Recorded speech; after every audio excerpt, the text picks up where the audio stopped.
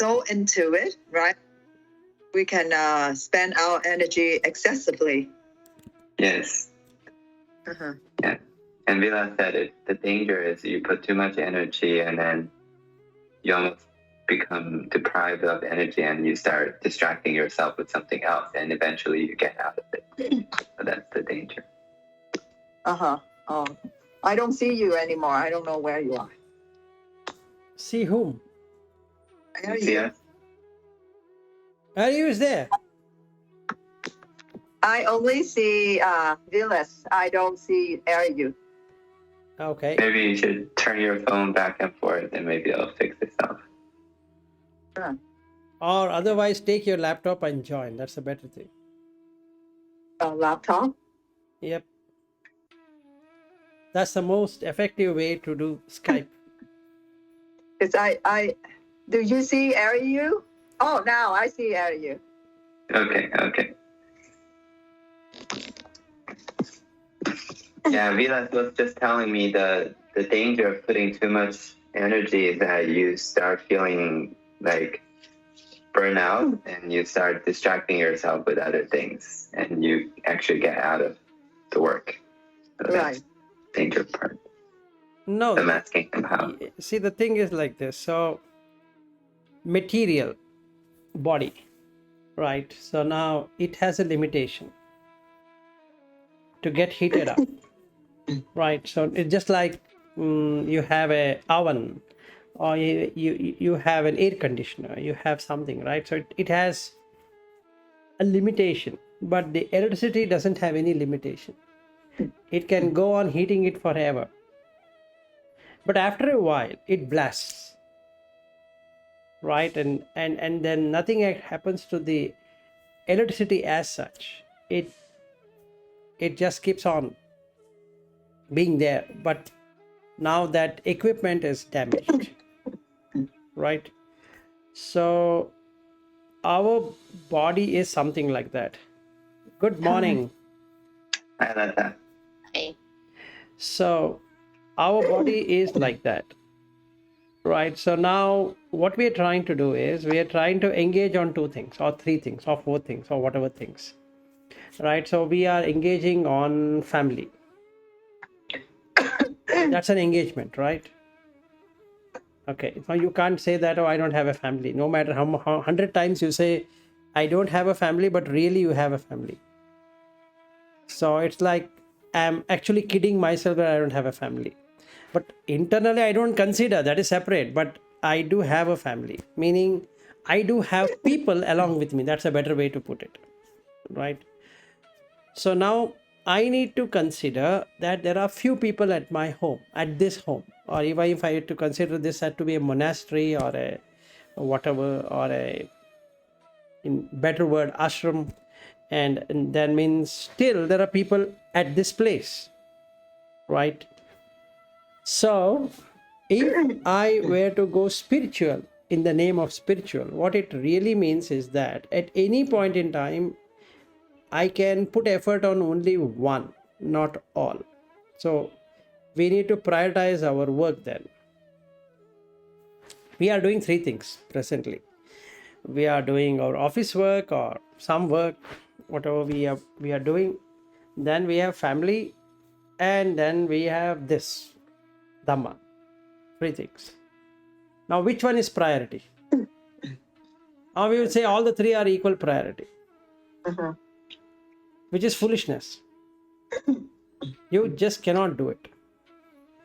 So what we then need to do is that you need to bring the Dhamma into your life rather than separating it out. Meaning, I will do a meditation for 2 hours, or just like people go on retreat. Why it fails is that you cut up yourself and you go there for 10 days or 20 days or whatever number of days, and there you are doing only that, so you feel happy.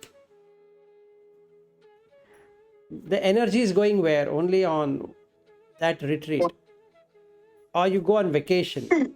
The energy is spent only on vacation. It is not going on your job or anything else, right? So we feel relieved of the pain because its energy is spent only on that activity which is required. But what if I want to do all the three together? Now you have the equipment can only take certain amount of heat. It cannot take more heat. It's not possible. So if, like I was giving example of oven or a air conditioner or whatever it is, it can do something. It cannot do all the things out of it. So you have to switch it off at some point in time. You just cannot be running it forever. So even if you were to have servers, then you need to have fan and you need to have air conditioning and so many things to make that happen, right? But the same hold good for our this body also. It's made out of same material. There is no difference in the material. So that means this has a limitation. So we have to look at that limitation. Otherwise, it breaks. Now, once it breaks, nothing you can do about it, because now you are so irritated in life that nothing works. So what should I do then is the question. So if I go by the yoga method, then there is something called as yoga nidra, a yogic sleep, where you relax your whole body and you go to sleep. So if you were to sleep for 8 hours, and this yoga nidra, if you do it, you can sleep roughly 2 hours, it will give you 8 hours effect. Okay, this is one. Another one, okay, just watch the breath, don't do anything, and you go to sleep. Then after you wake up and you feel, wow, so nice, because what has happened, the energy has stopped getting drained out. So Lata, what we were talking is that Ariyu for the last 2 days has become totally disoriented, and he is feeling depressed basically. Okay. Oh, I see. And then he is tired also. If you can see his face, there is no Yeah. energy left, right? So I was wondering why your face is drooping, like a drooping flower. no, he's drooping because there is no energy left. If he were to continue like this, I think whatever he wanted to do will not happen at all. So now, how do I apply Dhamma if I were to do everything together, family life and office life and all that, and yet be energetic? Now there's only one answer to it. You have to find dukkha in everything, not the depressing kind or not the pessimistic kind, saying that I know everything is a pain. No, you have to penetrate the pain. Okay, so you have to practice to penetrate into the pain, not the thinking that life is painful. And if it was truly painful, we wouldn't have really found solution to the pain. So let's say being heated up in the room is a pain. So what we have found? Air conditioner. Okay, so we have air conditioner and there's no longer any pain, right? So when somebody comes and says that air conditioning is a pain, switch it off, then you don't have a pain, right? And the same thing with food, the same thing with shelter, clothing, medicines, and hospitals and car. And see, what are we trying to do is when we have pain, we are trying to see that how to come out of the pain. Clear? All the technology, including artificial intelligence, we are trying to do in this world is to come out of the pain of repetition. So we are trying to make the repetitive work, give it to somebody else. So car driving is a repetitive job, right? Now which idiot is going to look at that road and drive? So why don't have an automatic car, auto-driven car? It knows by itself where to go and how to go. It knows the intersections, it knows everything. I'll just sit and relax and I don't have to drive. Right, and then like that. So we have come into Internet of Things. Basic reason is that I want to connect everything. So I just call Alexa, why don't you do this? And that beautiful equipment will do whatever. Alexa, please switch on the light, and it lights up. Alexa, switch off the light, it switches off. Alexa, why don't you take the role of my wife for today? Maybe one day will come. Or why don't you take the role of a husband for today, and it'll do the babysitting and all that. Why are we doing it? I'm getting so used to telling Google to turn the light. I'm like a step away. I don't want to go and press it. Yes. Just tell it to do. Yeah. Hey Google, why don't you do this? It does it, right? So Yeah. what are we trying to do, and why are we trying to do, is to come out of this repetitive work, which is one, boredom, two, it is a pain of doing the same thing again and again and again and again. So you don't want to do something which is like that. Why? Because you want to do something else, and we don't know what is something else in that. So you again come back to boredom. So again you have to change that, right? So now you have a curtain, and that curtain looks very dirty. A curtain is not saying that, hey, you know what, I'm dirty, so why don't you wash me? I feel the curtain is dirty, so now I'm going to remove it and wash it, and again I'm going to put it onto the window. And it never asked me that, okay, and now I feel so fresh. My mind feels fresh with that curtain. So isn't it a pain? It's true, right? So when you penetrate the pain in anything you do, not the pessimistic kind, that everybody has to put in a pain to do something or not do something, then you realize that life itself is pain. If you don't do that, you'll get to pain. So you have to keep on doing something to forget the pain. Sorry, I'm not really able to tell how's that understanding different from the pessimistic type of. Very good. see. So now you are coming to the Dhamma, actually. So Let what? me get my earpiece. I'll be right back. Yeah, sure. Okay. So that's the reason what Buddha says is that it is very difficult to penetrate. But once you penetrate, there is no going back. See, are you, in your case, you are trying to put in lot of effort to understand or comprehend or whatever on the anicca, dukkha, anatta. Okay, and that is an effort.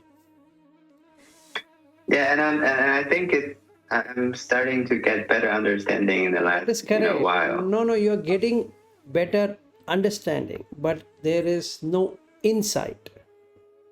Mhm. Insight is different, understanding is different. Maybe your understanding is too good now than earlier. Fine, fair. But it takes energy. So what we need to do till we get to a point where we can automatically penetrate and you don't have to put effort at all, you need to relax. Got the point? That's what I'm trying to come to. Okay. Wait, are you saying, so right now I definitely need to put effort to penetrate, right? Because for everything that happens, for every feeling, I have to contemplate, this is anicca, this is No, dukkha. that's what I'm trying to tell you. That should become natural, not effort driven.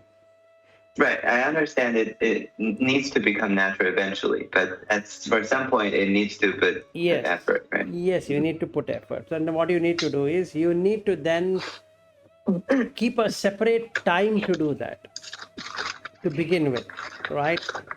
So let's say in the whole day you have to have at least 1 or 2 hours only for this, just like your office work. So you are what we can say, you are doing a code review. So you're not going to go do the code review forever, right? You have scheduled a time for code review, and you're going to do the code review and finish it. And you see at the end of it, you get drained of doing code review. Yes or no? Yes. That's it. I really haven't been working much. I probably work for 2 hour a day this week.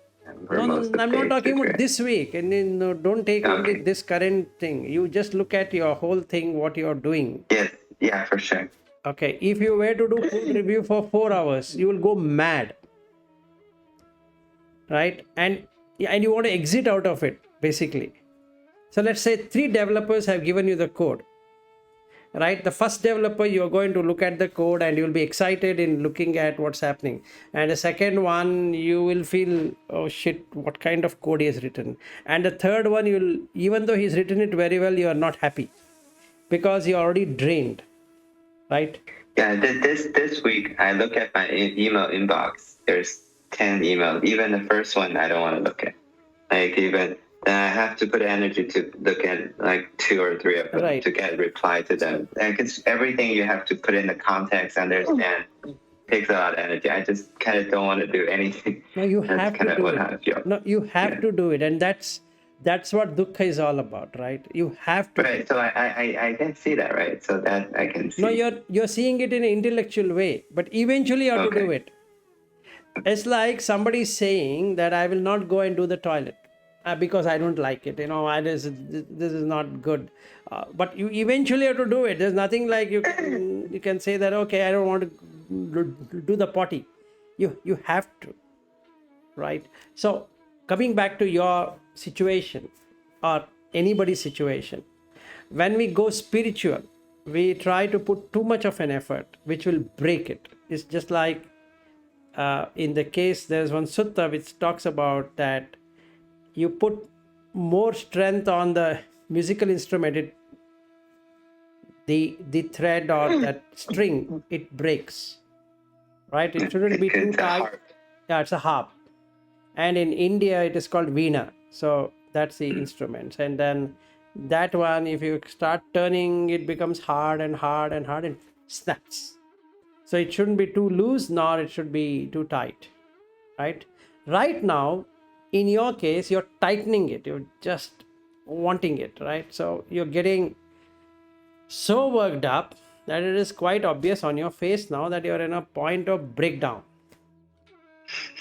So what I'm requesting you to do is, for next 2 weeks from today, no dhamma.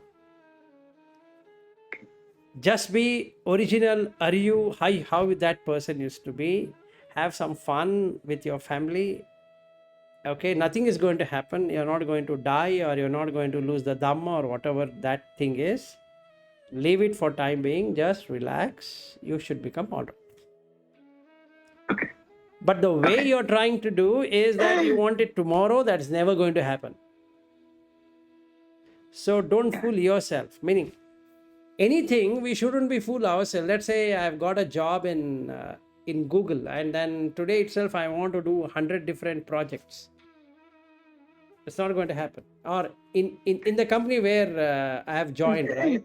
They have problems, and then look, I've come as a what I can say, evangelist. So now you give me all the problem. Let me solve it for you. It's one of the foolish thing I could ever do. But I listened to one of the chat you guys have with the bot, right? With bot, and then it says it should be realized right here, right now. No, that is correct. You realize right here, right now. That is true. See, the effort is different. Insight is different. You need to put effort. But it shouldn't be like you go mad at it, meaning it becomes an obsession. And once it becomes an obsession, you lose what you're doing. To an extent, that you will start watching some YouTube, some this, some that, just to break that monotony. True. I That's mean- what I was doing. Yeah. So ultimately, what you're going to do, you're not going to sleep. With the sleep deprivation, what's going to happen is that your body breaks down, and then you cannot do anything, right? And you will feel so displeased with dhamma also. You'll get displeased with your job. You'll get displeased with your wife, and you'll start getting displeasure with everything. And then your wife is going to shout at you, saying that, I know why this is happening is because of your stupid spiritual thing. And then it goes in circle, and then you go totally mad, and then you will get yourself into a stage where wherever you're working is going to become even more damaging, right? So that's a Makes cycle. sense. That's a cycle what you're building now. So don't do it. Your face Okay. your face exactly says, give me a break. Okay. I didn't see that. Okay. But You Okay, can tell it. you leave Right. me. You leave me. We will ask your dentist. Okay. Let's talk to the peanut for No, today. I sleep deprivation is the worst thing. As my God, as produce a lot of cortisol, and so that we can function. And that cortisol gonna make us so crazy, and then it's getting worse and worse. Sleep deprivation cause depression. Yeah, so that's what I feel like, a little depressed the last 2 Not days. little. Yeah. Although when I wake up, I don't feel like I lack sleep. Yeah. Like when I wake up, I don't feel like I have to wake up. I didn't feel that. I thought I tried to sleep well. No. See, you are already depressed. It's not that you're getting into depression. You are Okay. already depressed. So don't depress Okay. even more further. Okay. Okay, now Okay. that was from Tina, and she explained from cortisol. That is a hormone which gets generated. It becomes what is that? Fight or flight response. Flight response. Yeah, because you need it to function. Yeah. So now what you're And that's doing wear us is, out. yeah, what you're doing is you're taken right here, right now too seriously. Okay. Maybe henceforth in my talks I shouldn't be using that word right here, right now. Okay, that may be a... through what you're going through, and I share that with you, Ariel.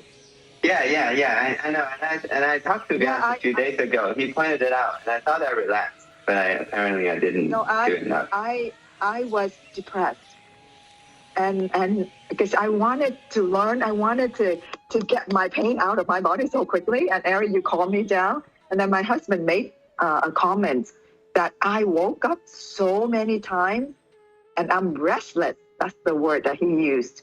And I felt I'm depressed. And I told my girlfriends in the group, I don't want to go to work. I want to retire. All of a sudden, it's everything down. And then my husband said, why don't you have some sleep? And then you're not going to want to retire anymore. Yeah, shared that Sutta with Tina about the string being too tight. And I thought that I tried to relax. And I never woke up at night too. I thought I was relaxing, but apparently not enough.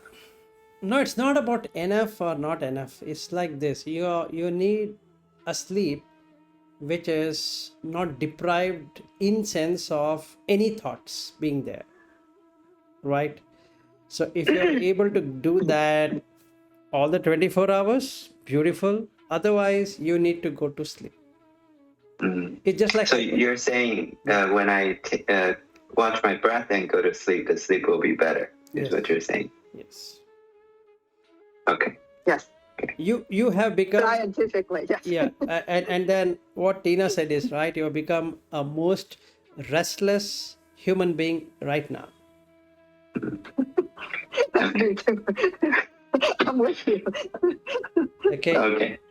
Maybe I should stop talking. You can talk to Tina so I don't become more... No. No, that's I'm not learning. the... See, now you got depressed also. No, it's fine. I mean, I'm at least watchful of my mind. So. No, hold on. Why don't you give yourself a break? Don't give so much of watching to your mind or whatever. So there are 5 senses, right? So one is to remember what you should be doing, right? So the first thing, okay, that is the middle one. You need to remember. Now it's time to eat, so you need to remember. It's time to sleep, you need to remember. Right? So you need to cut that off. You in terms of remembrance. Then there is second one, which that remembrance is the first one. Okay. You're saying once you cut the Sati? No. Using Sati, you need to cut. So in Pali, it is Sati. In Sanskrit, there's a Sanskrit word to that. That is memory. Okay. Sati is also memory. So you remember. Smriti is the Sanskrit word. Sati is the Pali word. But both mean the same. That you remember. Okay. So first what you need to remember is that you require rest because you are somebody who has limitation. Okay, this body has limitation to what extent it can take you. So you have limitation. So that is Sati. That's a middle one. Then you have Virya. It means energy, power, or whatever you want to call. Right? That is something which burns. It immediately comes and goes and comes and goes. So you have to be careful on what you are using it for. If I put too much of power on code review, or if I put too much power on, let's say, discussions, or I go into meetings and I feel overpowered, and after a while, 15-20 minutes down the line, I will get into restlessness. The more the energy, the more the restless. The less the energy, the less the restless. No energy, you go to sleep. You got the point. So now you have in your if you look at your if you have this cooking source, you will find there is high, medium, low. Correct? So if you keep it high, it just burns whatever you have kept there. If you keep medium, it heats up. If you keep it low, it will heat up slowly. But all the three have their own functions. So when you keep high, you have to keep high when you're very drowsy, meaning you slept well, but still you feel drowsy. Then you require to charge yourself up. And then why am I not charged? Is because there is no exercise to the body. So I need to go for walking, or I need to go for a jogging, I need to do some yoga, or I need to skip, or I need to jump, or I need to do something. So that's what you said to me today, right? To take walk to get more energy. But you're saying if I'm not sleeping well, then if I try to get more energy by walking, it'll be even less, because I'm You will not be able to charged. do it. No, why I said what I said in the morning is that I never had seen your face.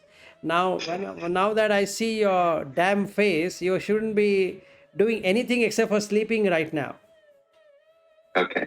Simple. Okay. So I think Uddacha and the Tinami, that's kind of, I mean, when you're restless, if you lose sleep, then you're getting more like drowsy if you meditate or anything, and then it kind of a vicious cycle. Wait, hold on. You are talking too much Dhamma. Side it. Okay, so keep it to the side. Okay. So let's understand in a very normal English. Forget about Pali and all that. Okay. Now you have restlessness. Right now you're restless. Why are you restless? Because you feel world has come to an end for you. For whatever reason. You have put so much of effort, now it is going to break. Right? So the world has come to an end. Like if I say, hey, you have to meditate upon your death is going to come in the next 10 minutes. So it becomes flight and fright response. That's when restlessness starts. And it makes you helpless. So you go into depression. The output of restlessness is depression. You almost want to leave the body and go. You want to give up. You are becoming self-suicidal, right? You get the suicidal tendency. I don't know what I want, like that, right? So simple. Now you have to reduce that. What do you need to do? You have to relax. You're twisting it. You have to don't twist it. So from high flame, bring it to a medium flame. So on a medium flame, what happens here is that it gets heated up, not burnt. Now you are burnt out person. Your face. Yeah, so I try to relax, but my way of relaxing is watch some YouTube and then do something here. It is like sucking out yourself to death. Okay, so that's even worse. I shouldn't be relaxing because by now watching YouTube. what are you relaxing is what you were doing, but you are doing something else, right? See, watching YouTube will take energy, right? Now talking to That's three true. of you is going to take my energy. That's true.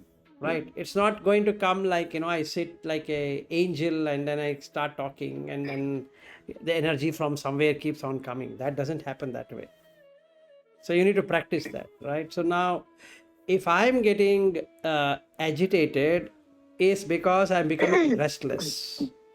Let's say you ask me 20 questions, one after the other, okay, and then you don't give me a chance to answer you. So I answer, you again ask a question, answer, again ask a question. Now what happens to me? If I start twisting myself like this, I get restless. So then you will come to know. You say, "Hey Vilas, you're supposed to be a calm person, right?" And then you seem to be not the case.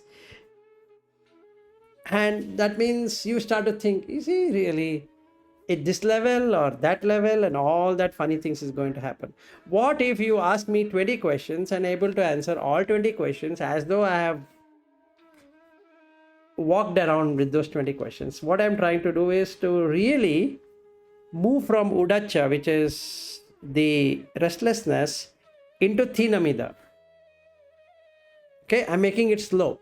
That is sloth and torpor. So I need to make the mind slothing, body torpor, meaning slowly. So what I need to do is, with your all 20 questions, I need to keep on watching the breath. So it slows down. So my response will be slow, which makes the other person listening conducive to his ear. Otherwise, I'll be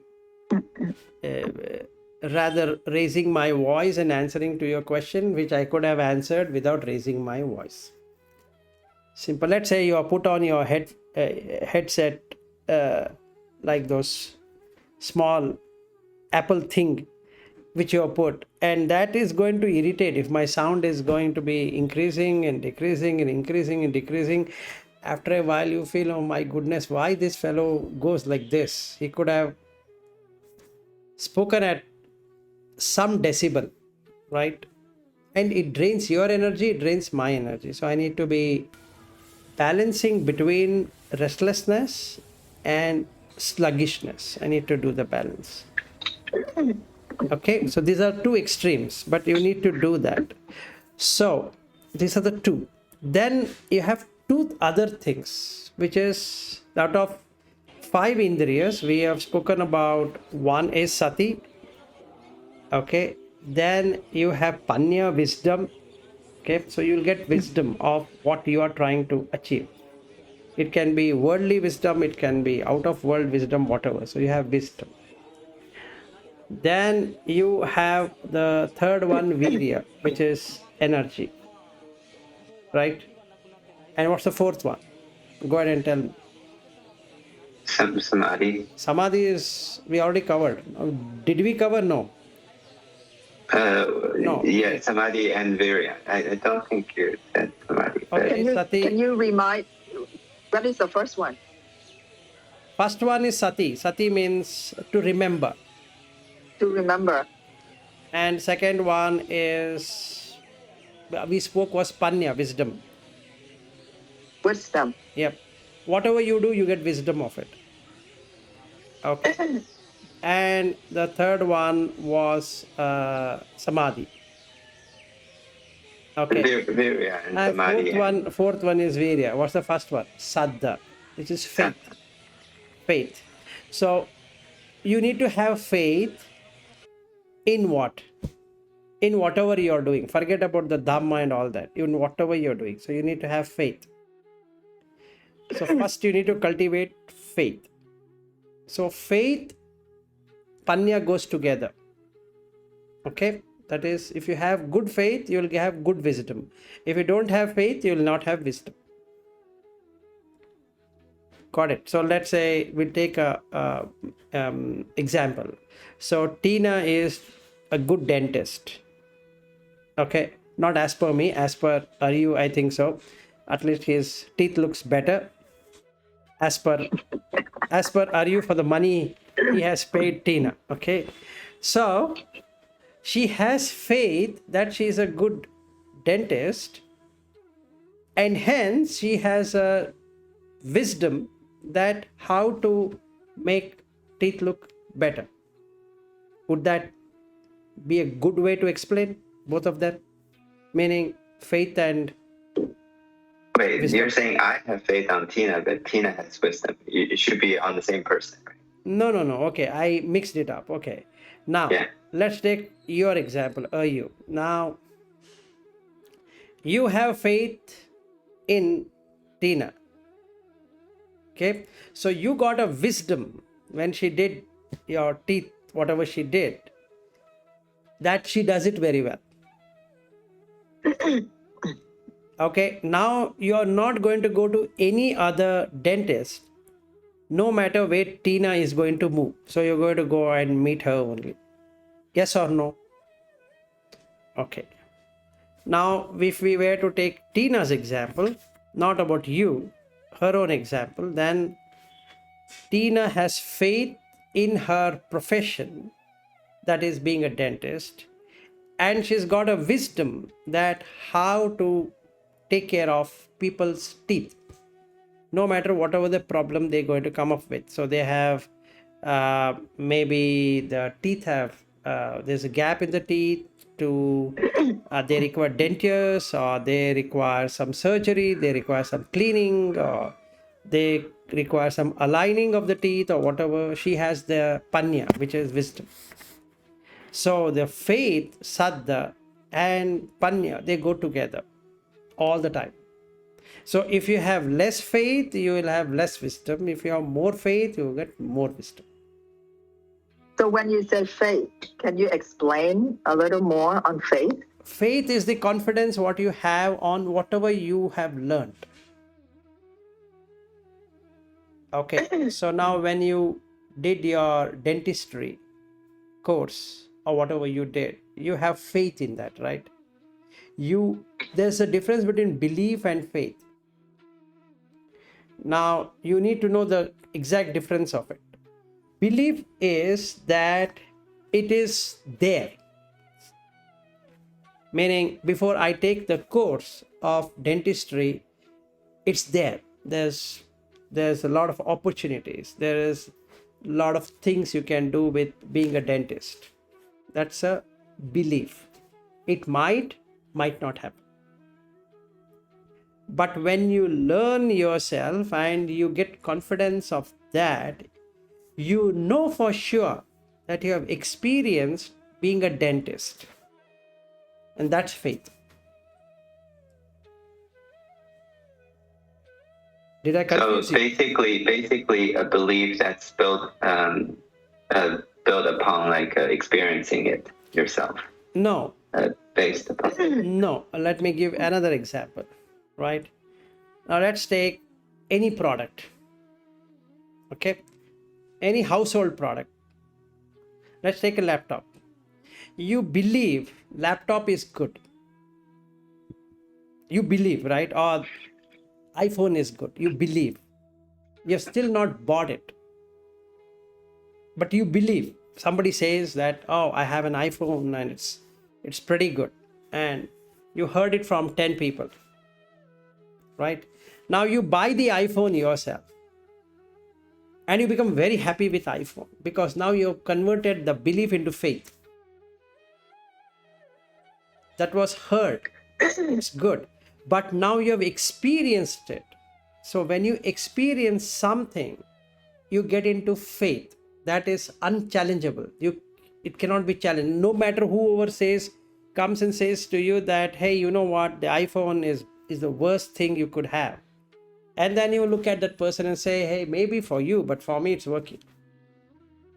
Yeah, that's what I said. I was saying it's based upon experience. It becomes the faith becomes based upon experience. The belief is heard. You just hear.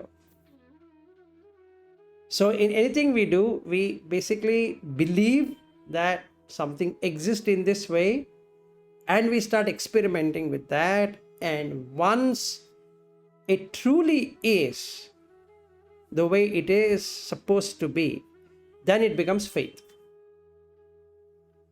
But when you have faith, you will get wisdom of that very thing. That's called knowledge. So you're now knowledgeable of whatever you have. So you're knowledgeable of the phone, or you're knowledgeable of the laptop, or you're knowledgeable about your profession, or whatever it is, or the situation, or whatever. Could you say that the wisdom is the reason that you have the faith? They both go together. So now you can't do a circular relationship like what we do in software, and it fails. Even in software, you try to do the circular, it fails. So you can't do the circular relationship. Okay. But generally, faith and wisdom, they go together. Clear? Now, that much is good. So now we looked at faith, we looked at Panya, wisdom. So Saddha and Panya, two we remove. So now we have three, right? And the Sati is middle. Okay, so three gone. So which are the other two? So you have Samadhi and Virya. So the Virya and Samadhi, they go together. If you put too much effort, you will not be in Samadhi. If you put too less effort, you will go to sleep. Got the point? Now, in your case, you want good Panya. So what you're trying to do is, basically, you already have Saddha, which is faith. So for that, you require effort. You're putting so much of effort that it gets into restlessness. Now you started to imagine that, oh, what if this thing doesn't, it goes away. It doesn't, no, nothing goes anywhere. Right? So what you need to do is, you need to bring the Sati, remembrance, to relax. It's just like a situation where you have caught the flight. Okay? You are flying between, let's say, San Francisco to New York. Why New York? You want to go to Alaska. So last time you went to Honolulu, this time you go to Alaska, right? So now you've taken the flight. It says Air Alaska. And you've sat in the flight, basically. You're still imagining that I need to still book my ticket. That's the state what you're in right now. You're in the flight. And blooming, you can see this,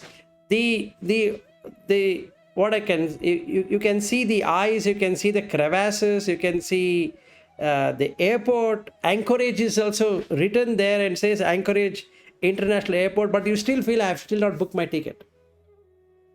Right? Interesting. And you are in that place. What else you want? And that Air Alaska, that attendant is also saying welcome to Anchorage. And I still feel, I don't think so, this is Anchorage. Oh, wow. It's foolishness, right? And that takes you to depression immediately. Wow. So that applies to a lot of things in life, not just yes, Dharma that he's trying I just want to say how you can work out on all the things you do. It's not only Dhamma as a separate thing. And that's the mistake to do, is keep it separate. And when I say you should do it all the time, you should bring it to your work or to your family or whatever. So you need to look at these 5 Indriyas, what you're trying to do. So first one is Sati. There's a middle one, right? On 5 fingers, there's a middle one. That's a Sati. And that's not the middle one though. Whatever. Okay, this is the middle one. Okay, I agree. You have a better wisdom than me. Okay, done. The middle one. Okay. So now using Sati, you need to check the other 4. Right? So you need to remember to put energy or relax the energy. Clear? If you put more energy, your Samadhi is going to go haywire. You'll get so restless in life that you cannot sleep, nor you can sit, nor you can work, nor you can think, nor you can walk, nor you can talk. Everything looks so weird. Disorientation will start. And you already got because last week I put a lot of energy working with you on the dog and talking, right? And I talked to you on Tuesday. You said because I talked to you, I say I cannot get into jhana because I feel like even I was learning so much, how can I get into jhana? and then you tell me to relax. So I think I relaxed for 2 days and I start to get some jhana. That's not a But- kind of relaxation. No. Okay. It's not that I start watching videos or some games or something like that. That's bullshit relaxation. You need to stop it. No, I did sleep. I did sleep for 2 days and I did get No, a little bit back. your face looks so deprived. Forget it. Today, Not I today, was. even yesterday, even day before yesterday.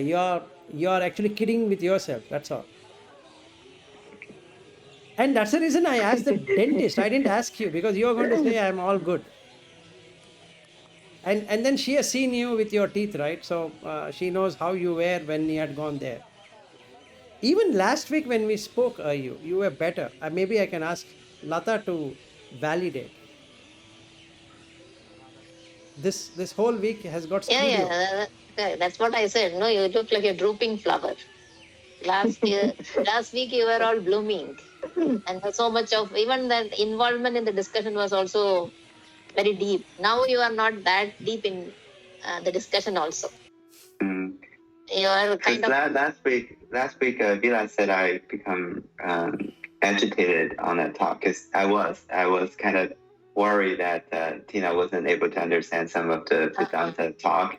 So I wanted to cover the immoral deeds, so I kind of got restless. I was there and then wanted to explain and agitated. So That I learned from, and then I got the wisdom of the clinging. So this week I was kind of working on various clinging I have on my life. which actually caught you up.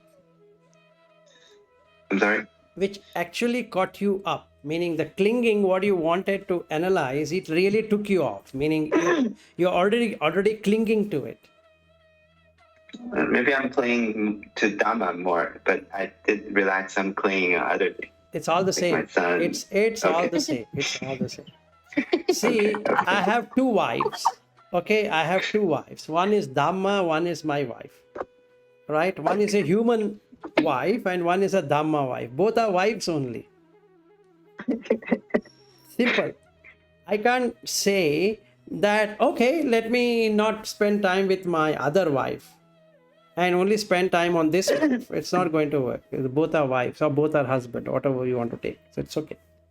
So, the basic thing for all of us is to remember. So you need to have the smriti or sati or remembrance. Remember to watch the other four. So one, you watch the faith going down. It also goes down. When you break, it goes down. And that creates doubt. And once you're in the doubt cycle, then that's it. It takes you away from whatever you're trying to achieve in your life. It can be with your dentistry, it can be with software, with the organization you're working, or with your wife or son or daughter or whatever. The moment doubt creeps up, it'll make you feel horrible. Okay? So first you have to look at whether faith is acting something different. I'm losing faith. Why? Because the experience is not coming. Like what Lata just now said, you that last week you were there, so now this week you are not in so much. That's her way of looking at it. But then that brings in doubt for you. Oh, how was I last week? And why am I like this week? Finished. You're dead. I'm telling you. You go worse. Actually, I'm not losing faith because in my mind, I think I've penetrated better this week. So I'm not worried about that. Whatever. But it's going to pinch you. Sure. After this call. So I will come to know from the messages what you're going to type me out, right? So that will tell me what is your state of your mind. Anyway, so that's the first thing. If faith diminishes, wisdom also diminishes. And you will be acting such a dumb person than what you used to be. Even in the office, what you're doing, the office work, you need to put the same amount of effort what you're putting in Dhamma. Otherwise, you'll screw up your thing. And you'll have great finale fight with your wife. So don't get into that. Okay? And that makes you even more worse because you're going to stay with that person anyway. You can take the chance of leaving Dhamma, but you cannot take a chance of leaving your wife unless you want to say, okay, goodbye to you. And that's a separate thing, right? So we need to have faith, and that comes wisdom. So these two are two things. And then we have other two, right? One is Virya, one is Samadhi. So what are we trying to achieve is to be in Samadhi all the time, meaning same state, maintain same state throughout your day and night. So we have three things to deal with. One is faith, one is wisdom, another one is energy. Use more energy, gets burnt up. Less energy, sleepiness. So you need to balance. Okay, that's all what it is. In whatever we do, if it is balanced, it doesn't matter whether you are in office, whether you are in dentistry, or whether you are sitting with your family or sitting wherever, you can just enjoy whatever is happening. So it shouldn't really bother. So if I go tomorrow or next month onwards, I'm supposed to be in office, and all these guys are going to see me. If they see me fully stressed out, what it means is that I'm not a good teacher, because it shows up on my face. I don't have to. If she asks me that, hey, why are you stressed out? I say, no, I'm not stressed out. But the face says otherwise, right? So I should be in an equanimous state, no matter whatever the problem is happening there. Otherwise, I myself require some kind of psychiatric care. Because out of the 5, something is not working. So when we say psyche, what it means is mind. So I require some mental care, basically. So psychiatry means a way of reforming your mind using some external agent. So now I need to have that, basically. So maybe Lata can become a psychiatric doctor, or you both can become a psychiatric doctor, saying that, hey, our teacher himself should require a session on how he should be dealing with his life. Maybe, who knows, right? But if I'm equanimous, then what happens? That means Samadhi is good. For Samadhi to be good, the other 3 should be good. That is, not too much energy, and not worse faith or too much faith, right? And also too much wisdom. Some people are very high wisdom. They are highly intellectual. You give them the book, they'll say this page number, this one and that one. Okay, show me how. Show me how? I don't know. And that means what happened? The Panna is good, but the Saddha is not there. That means there is no faith. That means he has not experienced it. Simple as that. But that's not true wisdom, right? True wisdom should not be like just book knowledge. I'm not talking on the book also. There are some people who talk very well, but they don't apply it in their lives. It's all for others. Okay, that's true. So there are a lot of people who actually in the US I had met few people also. They speak so well of getting people together, not to divorce, but they themselves are divorced. Isn't it a really, what I can say, oxymoron kind of thing, that they themselves are divorced and they speak so well that how you should have relationship, how you should understand your husband and wife and this and that. Because my boss had already 1 wife, 3 children, second wife, 1 child. So you used to go in topsy-turvy and all that, and then and there is a council guy, and then he is himself divorced. It reminds me of the one you talked about last week, Potala, right? The one that listened to Buddhas, so many Buddhas, right, teachings, but he himself hasn't got liberated. Exactly. So there are people who have good panya, good wisdom, but they don't have faith. There are people who are blind faith. They believe in Buddha or whichever. They believe in their God or their religion or their tradition and all that. So they have good saddha, but it is andhasaddha, meaning blind faith. Because they don't have... So these two needs to be balanced too, right? Absolutely. Absolutely. I'm coming to the second part of it now, right? It should be balanced. If you have too much of faith and no wisdom, it becomes blind faith. Meaning, I am a good dentistry, but I don't have wisdom, but I know I can do it. There are some people whom I had interviewed during when I was heading the organization. They have very good faith in themselves, right? And they come to the interview, they say that I can do this, I can do that, I can do. Okay, I'll give you some tests. So why don't you just take this test and say how you're going to do this, right? So I give them a scenario. Let's say there is one single field, and that field should be used for multiple purposes, but it shouldn't be too much of looping structure. Just tell me how you're going to solve this problem.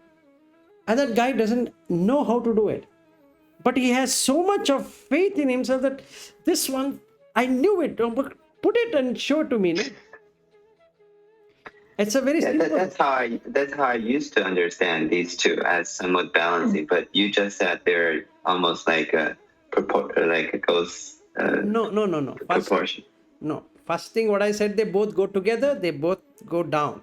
So we need to see which you are putting more and which you are putting less, and then it becomes like going upside down.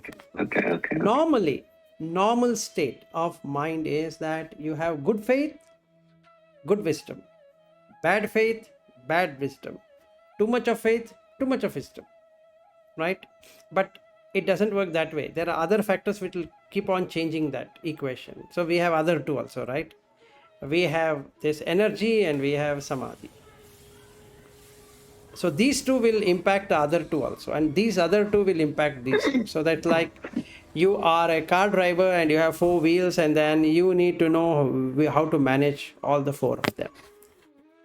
So like a puppeteer. Yes. You kind of have to. Yes, like those fingers. Yeah, right. Yeah, absolutely right. Like the puppeteer who is playing the puppet show. So he need to know, or she need to know how to play those 5 fingers.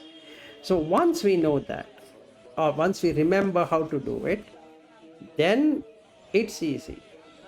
Till that time, we need to do the mundane kind of things, that is to relax, eat well, sleep well, do all of that. And then you get the supra mundane. That means you go above the mundane way of doing things. And how do you know that you are doing same or different? Is that at any point in time during the day or the night, you shouldn't feel tired. Simple. If you can maintain the same energy forever, and how do you know you're maintaining same energy? The other person feels that.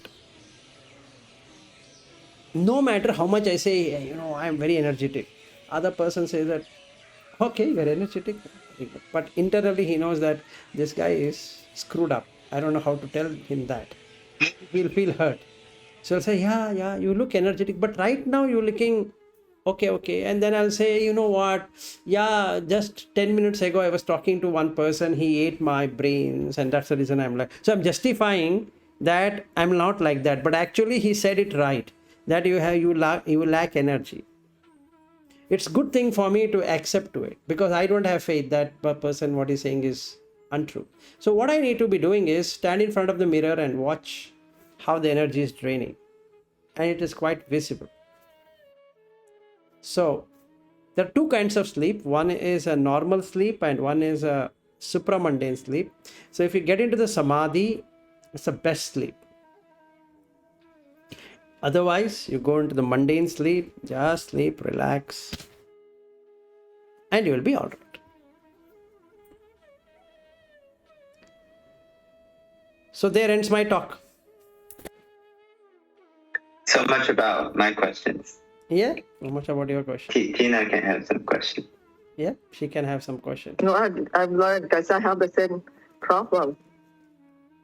So actually, your question was my question. Yeah, So because I got directly. Yeah, so we need to learn to play around with these 5 senses.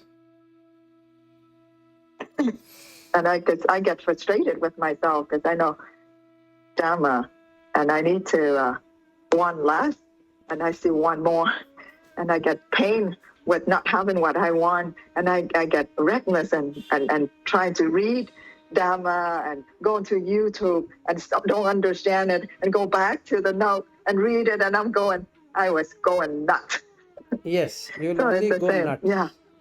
And after a while, Tina, you will get so worked up, you'll start to believe this is not for you.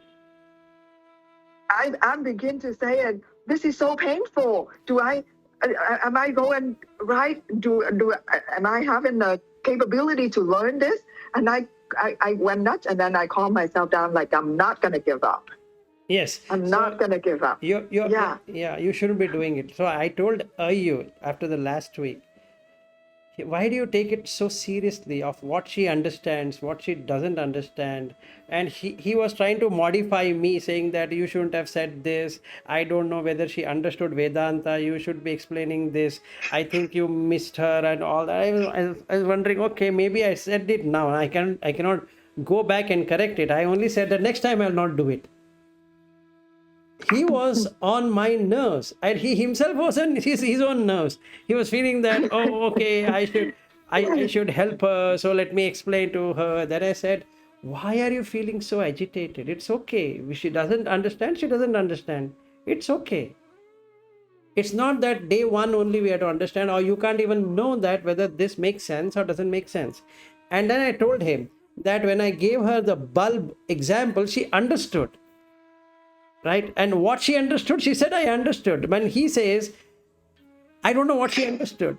So we both were having a chat, and then it was going. He asked me one thing, I answered another thing. He asked me another thing, and then I told him, look, we are going nowhere, right? So we need to have another meeting with Tina. The best thing to do is that, okay, I'm sorry that I bogged you with a lot of details on Vedanta. That was not my idea, but I just wanted to tell you how Vedanta works and how Buddha teaching works. That all was my idea. And I was just asking in the meeting, and she said she understood. So I know she understood. So I didn't question it afterwards. No, I know that when we both were speaking, he's saying that she understood, but why have not understood? So now it's going in a different circles. So anyway, so there is nothing wrong with it. So it all started with you, Tina. So this guy last week got so worked up that I told him that, okay, you have become her teacher. It's very good, but then you're taken it too seriously.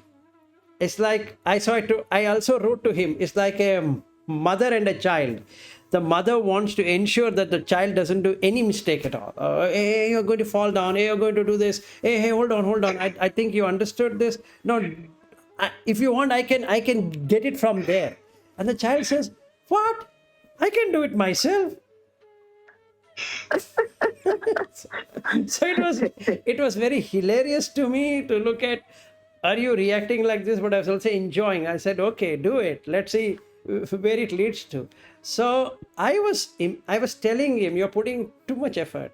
Hold on, hang on, it's fine. And now today I see this guy has wrecked himself up for the whole week. So relax. No. Lata, you want to say something? Yeah, but now you look better.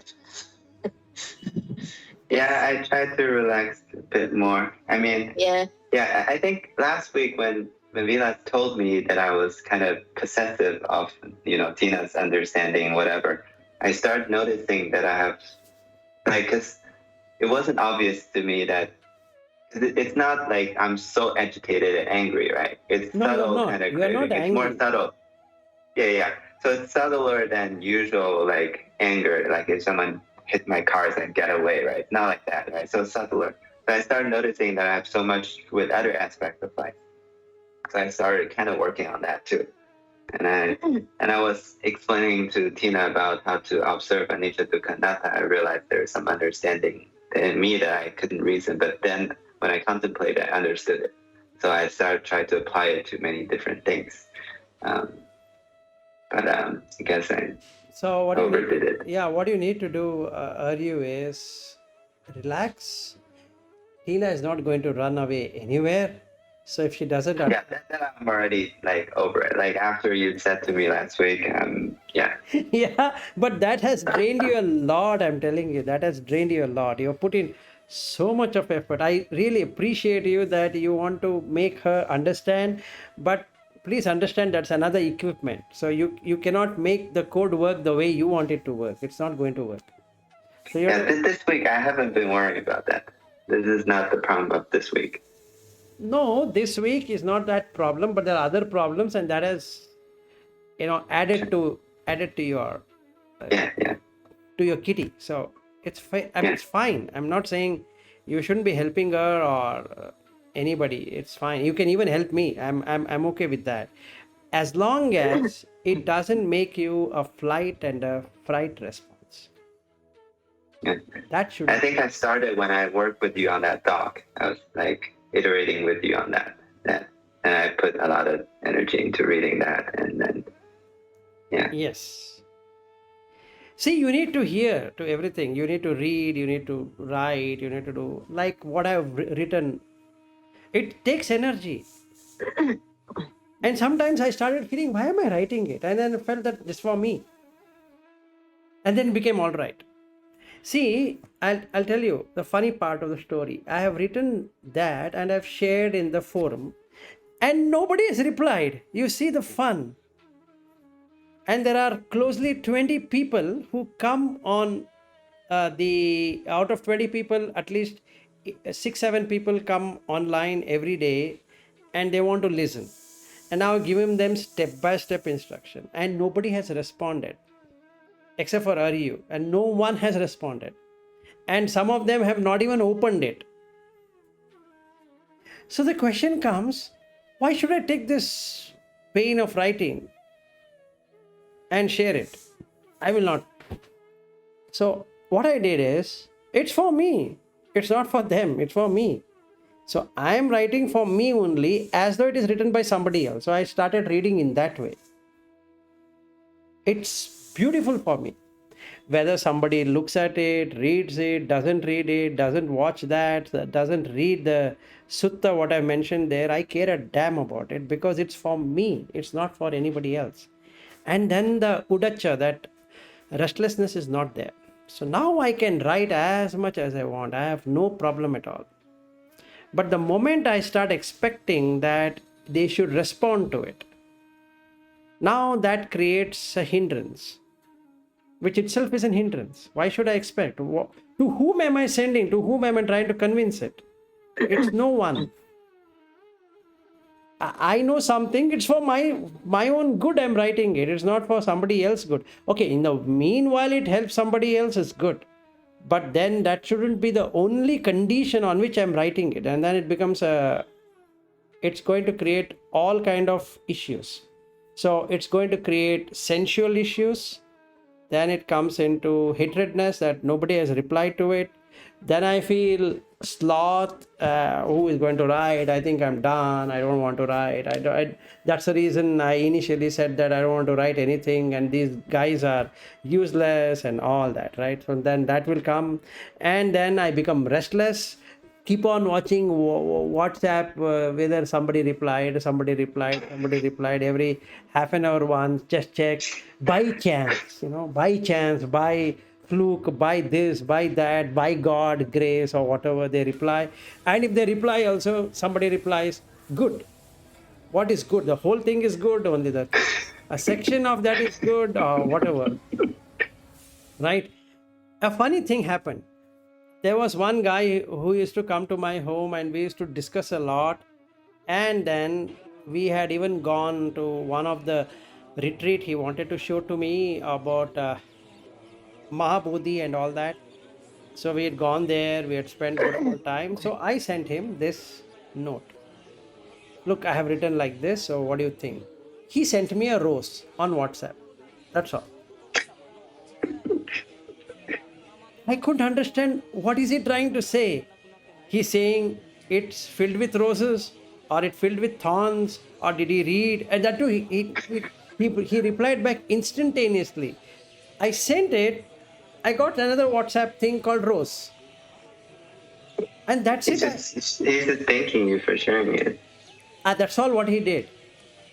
Okay, so if I were to expect him to read through all from beginning, beginner series and intermediate and advanced, and there's so many suttas, I have at least mentioned around 100 plus suttas there. And that guy is going to go nuts if he were to read all of it. So what is he going to do is he's going to look at the presentation, he's going to read some English and he says, wow, you've done a good job. And then that's all I'm going to hear from that person. Okay, as this morning I started reading. Okay, whatever I have written, I'm just reading. It's huge. And only a stupid person who doesn't have any job to do will go through it completely. Meaning sutta by sutta. That when I say Pena Pindupama Sutta, that guy goes there, he goes to suttacentral.net, he'll open it, he'll see, okay, this is a form, this is that, and starts thinking, yeah, if it is a form, and then what's the point in having a feeling, and then the perception, and then this and that, and there's a video. And that video is for 1.5 hours, right? And that guy will go through that video, and then he goes to the next one. He's gone, his energy is exhausted. By the time he finishes, he says, tomorrow. And there are 100. So he will feel, Buddha Dhamma is this big? Okay, thank you so much. I don't think so. I am capable of doing it. Finished. That's all I think it's going to happen out of that what I've sent. But it is for me. Okay, that's my site. I have done it. I've shared with 100 dozen people. If it benefits someone, so be it. Is it benefiting me? Perfect. So I didn't want it to be in different places, like what I have put some notes here, some there, some. And then I learned this from Ayu, who is maintaining that. What's that? You have that elephant note or whatever that Evernote. Evernote. So he's making a beautiful notes, and then I used to do that earlier, and Lata also has some notes. So I felt, yeah, they are doing it, so why shouldn't I do it? So I said, let me do complete from the beginning till end. So what all has helped me in the last 4.5 years or 5 years, I have put that completely, right? And that's not going to work. I'm 100% sure. So whoever is going to reply to me will only reply me with thumbs up, or he will reply me good, or he will say that I think your font looks different in different places, or your color should be like this. When I read it, the color seems to be odd, or your English seems to be not that okay, and all that. So this is the comments what I'm going to get. I am not going to get a single comment on Dhamma. Because which person is going to read through all of that, and how many videos? My God! And I'm halfway through. I'm halfway through. I know that you're happy. Because I've read most of the sutta you linked there anyway, and Yes, watched most of your video anyway. yeah, I know that. And except for you, but if I were to send it to Lata and she's not responded. To be honest, I asked her twice. Can you go through it and let me know? She said yes, and she's yet to come back. Okay. I'm reading it, Vilas. It's not that normally I complete it very fast, but it is too Exhausted. It is too exhaustive. If I really have to do justice, it will take me many days to go through it. Not many days. I tell you, it takes many years. It will take. Exactly. Actually. So what I have said. That is the feeling I got. So I went through it because I didn't go by to suttas and all, but I just wanted to see how you, and I got stuck in the advanced series. I went through the other ones. Maybe I could relate because I already heard many of your videos in Buddhist channel. And then when I come to advanced one, I got stuck there. So I thought, okay, I should read it. When I get time in a proper way. Yes. So that's why I didn't respond, because that's okay. Normally I wanted to I know that you are pretty fast at it, but I was 100% sure you would slow down because so much of information is there. Yeah, my too much goodness. of And I would see that you have put everything in there, but I'm sure that it will be helpful for somebody who's really following I think that, so. and they will take it. They just have to find it, and they would be behind you for sure. Yes, and To and understand. the organization of the sutta in the advanced series, I have put it in a way that if you get the first one, you'll get the second one. If you get the second one, you get the third one. And there are 73 in all in that. If you get all 73, you're done. Yeah. So But yeah, Where I'm are also. you? where I is was me? also seeing so much of effort you have put. It is not so easy to put things like that with Yeah. all the experiences, what we need to do step by step. Then I was wondering, oh, you are not making such thing for a Vedanta people. You have done it for Buddhists. So all those people who are following can easily go through it No, I'm going to do one for and Vedanta. do it. No, I'm going to do one for Vedanta also. With all the videos, with all the 786 videos currently what I have on Vedanta channel, I'm going to do justice to that. I'm going to put each one of them what it is, in which shloka you'll find this, evidence and all that. So I'm going to do justice to both. Yeah. So then I was also thinking I should go sukta by sukta. Then I was also thinking maybe I will get lost in it. No, you will Because- not get lost. You should get to the But, first one. You should only get the first one. Yeah. Okay, fine. So then I was thinking it's such a huge one you have written. Then I thought, okay, it is a journey which you have done, and it takes that much of effort. Yes. So it comes through how much of effort you have put. Exactly. And then I think whoever is going to read it and really practices would be extremely, extremely thankful to you. I'm sure. I think it's a hidden jewelry. Like I think it's just hidden gem. Someone will find it. It's just matter. Yeah, someone will definitely find it. And I used to wonder, Vilas, really, why somebody has not written it like this and provided it so that people could go through it and find out. And sometimes I feel if I get enlightened, I should write one book for Vedanta for dummies or something like that, so that you don't have to go through many, many things and then find. Just write what you have followed through. But first time I have seen somebody, I have read so many books. I don't know what all I have read, but I've never seen something which is written in that form, but as what you have written. So that's really good. Yeah, because I didn't read, but I kind of scroll through because I'm so confused for all the weeks. But then I scroll through and I see this is the book that I better sit down when I have time and go just slowly, one Yeah, thing exactly. at a time. Yeah, and now everything is in one place. That's Yes. what I see. But I don't know what they are. I just know that everything from A to Z is in one place. Exactly. So So it's that's like a all I textbook. wanted. No, that's like a all I wanted to textbook for me. deliver for myself. That Yes. all that I have experienced should be there for me whenever. See, now I'll tell you why I did this also. Next week I am going to my brother's home. Okay, so there is my son finished his college. So they finished their exams and we are not gone anywhere for the last 2.5 years. I thought let me think. So next week I'm there. So when these guys are talking something, I should be able to open the mobile and just keep on reading and not make any thing known to them that I'm doing this while they're talking. So that they do what they want to do and I'm still engaged, but I'm not really engaged. So I wrote it in that way because I don't want to miss it at any point in time. It should be there. Okay, so whatever the effort I put, I know it's going to help. I'm not saying no, but if there is a person who is like you, who goes crazy and starts to do it, that guy gets his mind wrecked up because he has to relax, basically. So when you come to the advanced series, what I put there, you really have to be there.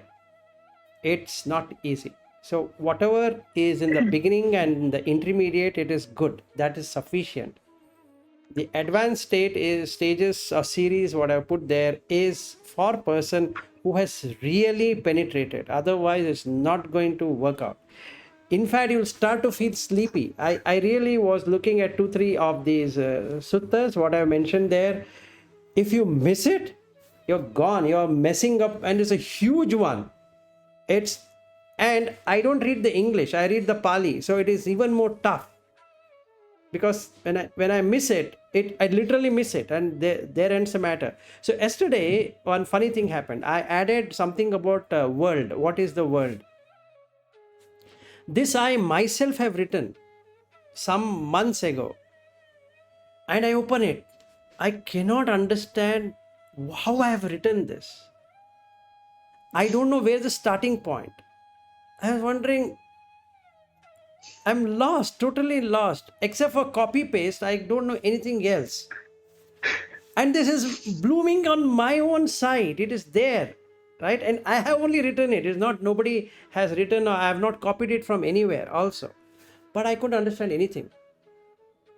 Couldn't understand. Divine inspiration. And then what I did, is, whatever I'm telling you, I did. I just closed it, relaxed. That's all. I didn't go fighting that why I'm not able to understand. It is my own handwriting and whatever the shit thing is. I just left it. After 2 hours, I just went back to it.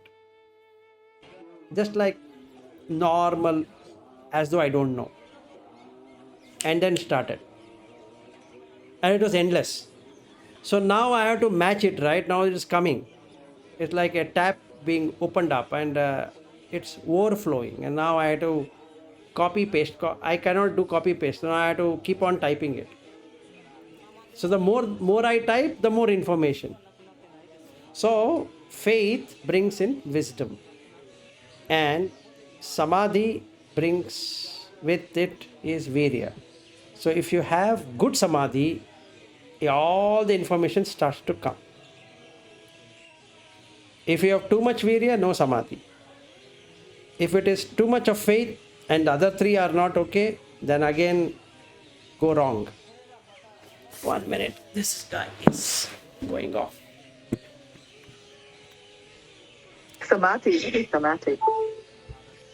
Samadhi means remain in one place, but usually it says concentration. It's just I will tell you. a good meditative state. I'll tell you in your language, Tina. Now somebody has come with their teeth in a very bad condition. Okay.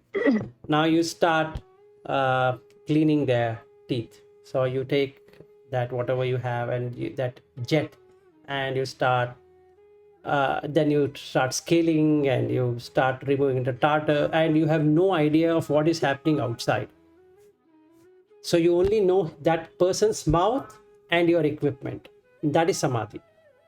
It can take you hours together, but you have no idea what's happening. You're so involved with it that nothing, anything has happened.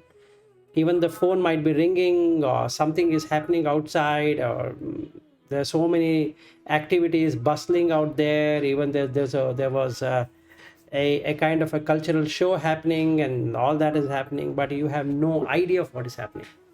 And that state is called Samadhi. Okay, so this is a mundane Samadhi.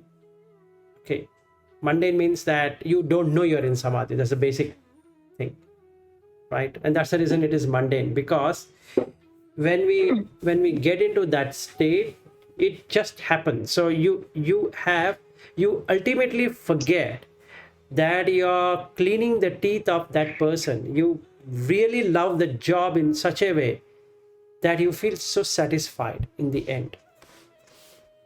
So if you have felt happy of doing your dentistry thing, and no matter whether somebody appreciated it or did not appreciate, you feel so happy or contented that you've done a good job. That's Samadhi. Okay, so energy has got balanced, and hence your Samadhi is good. If you're too much into it, meaning you're too much worried about his teeth and all that, and you want to give him a anesthetic injection, trying to prick him up, and so that there's no pain, and you have to do the root canal operation or whatever you would like to do there, or his gums have receded, so you want to cut open the gums from somewhere and attach it and then stitch it up. All these are activities, but if you're getting concerned about it, you'll not able to do it properly because you're putting in more effort, whereas it should become automated. Once it becomes automated, you feel extremely cool with all your equipment. It just flows. I mean, you're not putting any effort. It just happens, right? So you just take it and you're able to change the pins and then try to look at and open his mouth and then pushing way through and then making sure that the person is not in pain, right? So and when you do it, let's say you're charging him $500 and then he gives you $400. He didn't have 500. You didn't care much about it, right? So he's giving 400. You say next time you can pay me, and then but you're so happy. The next patient who comes to you and sits there, you're doing the same job without changing in your energy. So your energy level is so good that the person doesn't feel that you're going to hurt him or her. So like that, you can be attending to many of the patients without feeling exhausted. And that is Samadhi. Samadhi. And that's what I could explain to you using your own profession. Yeah. I think normal English translation is get in the flow, right? Yeah, get into the Many flow. people Yes. said it. Like a golf player talk about it. They're just they're in the flow. They forget anything else. They're just That's perfect completely in the Samadhi. flow. That's a perfect Samadhi. Then in that case, what happens is you literally can see where the hole is and how much you need to put effort. So when you take your golf bat and you're going to hit, you exactly know where it's going to land. Yeah. It's That's really a best stage to be in. Yes, that's the I best. love it when yes. Yeah, people write programs too to do that. They write code and they forgot, and then that's why a lot of people like coding. Yes. Coding, you can get into that. And that is why you get addictive, because that is what creation is all about. So you're creating something. So you get so caught up in the creation that you'll forget everything. You're so happy with creation. So when I code something and then I see that it is giving me the result at a half of the effort, or I'm not using much of the resources and it is good, I feel so happy. No matter whether my manager appreciates me or he doesn't or she doesn't, I feel contented. And once that contentment happens, you're always in Samadhi, irrespective of what is happening outside. So what really that means is that you have faith in yourself, and because of faith, you got wisdom, and because you have balanced the effort, what you're putting with Samadhi, it's not making you too restless or too sluggish.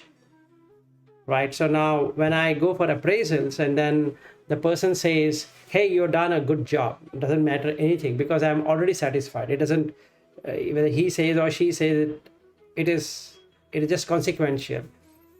But what if I have an expectation and I go with expectation because my energy level is low?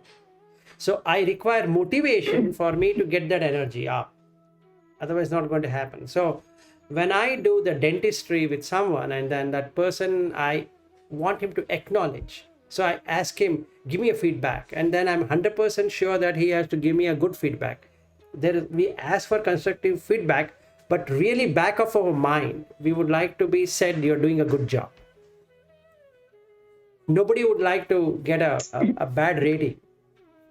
Even though we say, give me a candid feedback or give me a constructive feedback or whatever shit kind of feedback, but still deep inside, you see, you want to be the best, right? That's the faith what you have, but you don't have equal amount of wisdom to do it because your energy is not working properly. And that's the reason you don't have the Samadhi, which is being in a natural, normal state without going like this.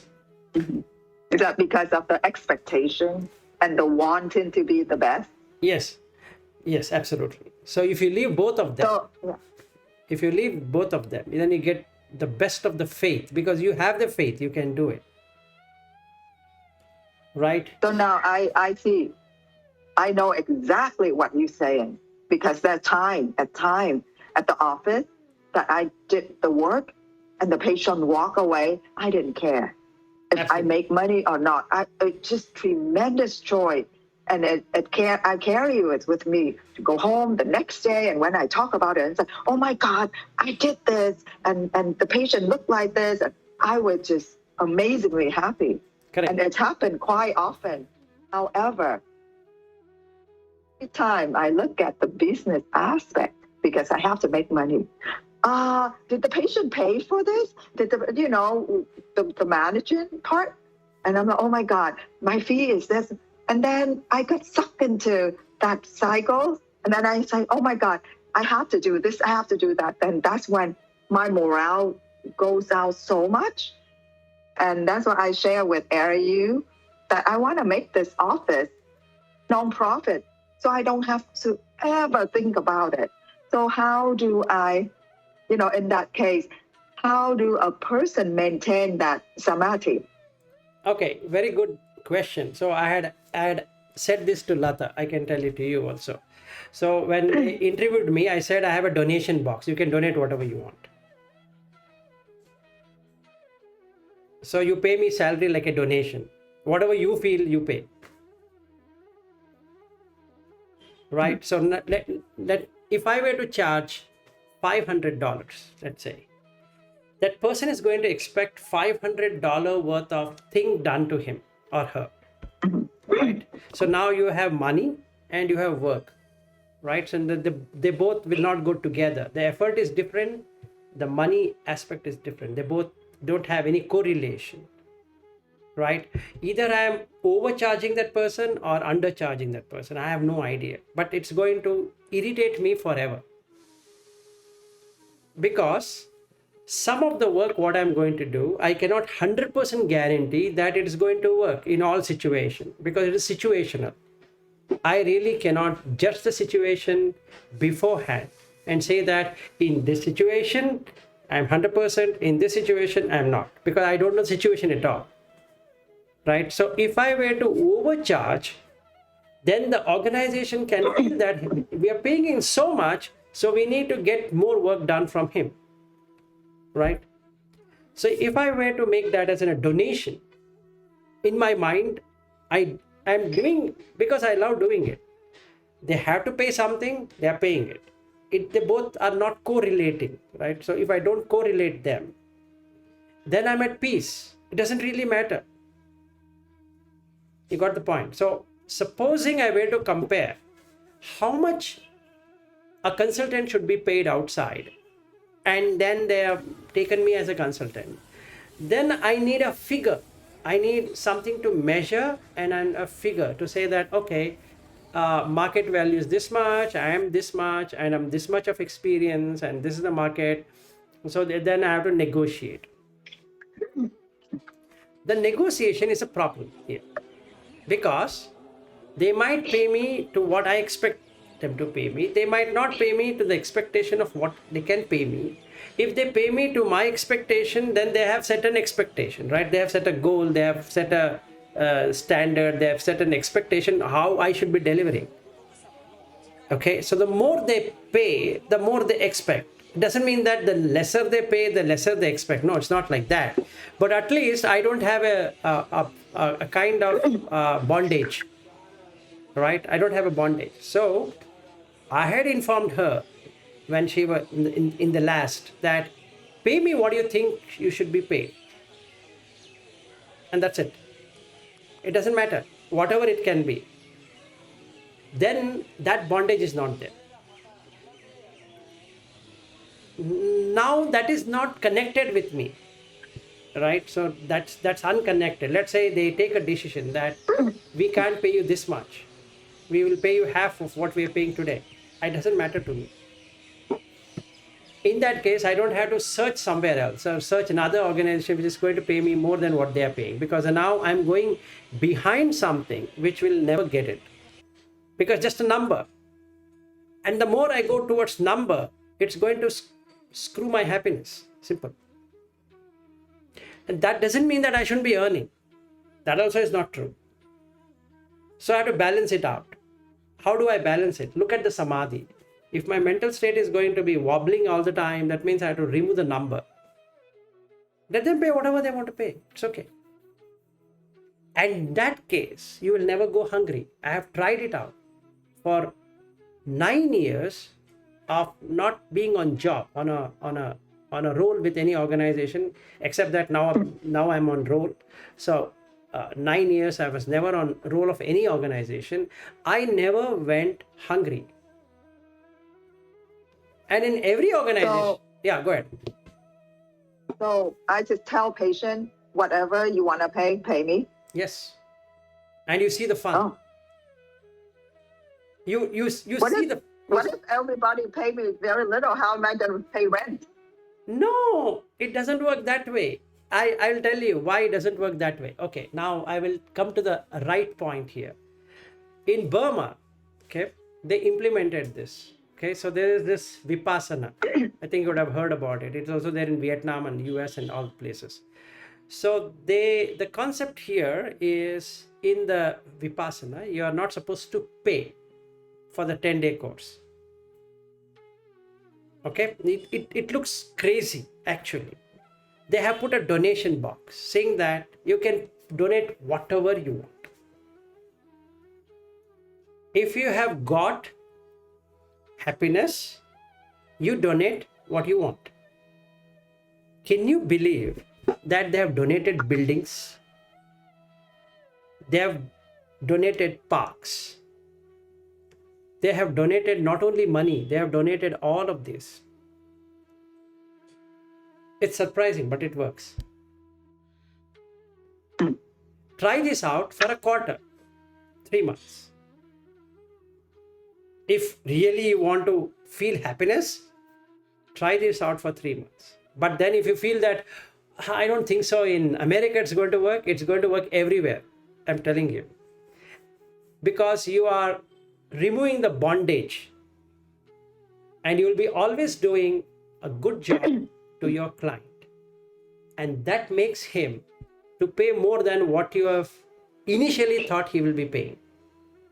Let's say you have a card which says that dental cleaning this much, flossing this much, root canal this much, that one this much. This is, you have a card, right? So you have set an expectation from that guy that this is the minimum I require, right? So he's having an expectation. What if he just casually comes and then you find out whatever is the problem, and then you say, okay, done. And then you say, how much to pay? That's the box. You can drop whatever you want. He will pay you more. Take a bet.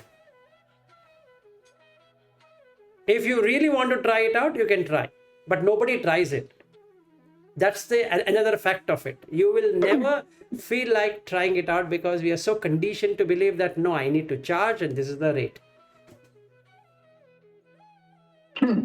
But Interesting. But if you were to try by chance, it not only works, you get more than what you initially felt they should be paying you. That's for sure. But there would be some people who will not pay. That also will happen. So you can't believe that. But you shouldn't feel agitated that, they took my help and they didn't pay me. Don't take that also. Right? You just gave a service. That's it.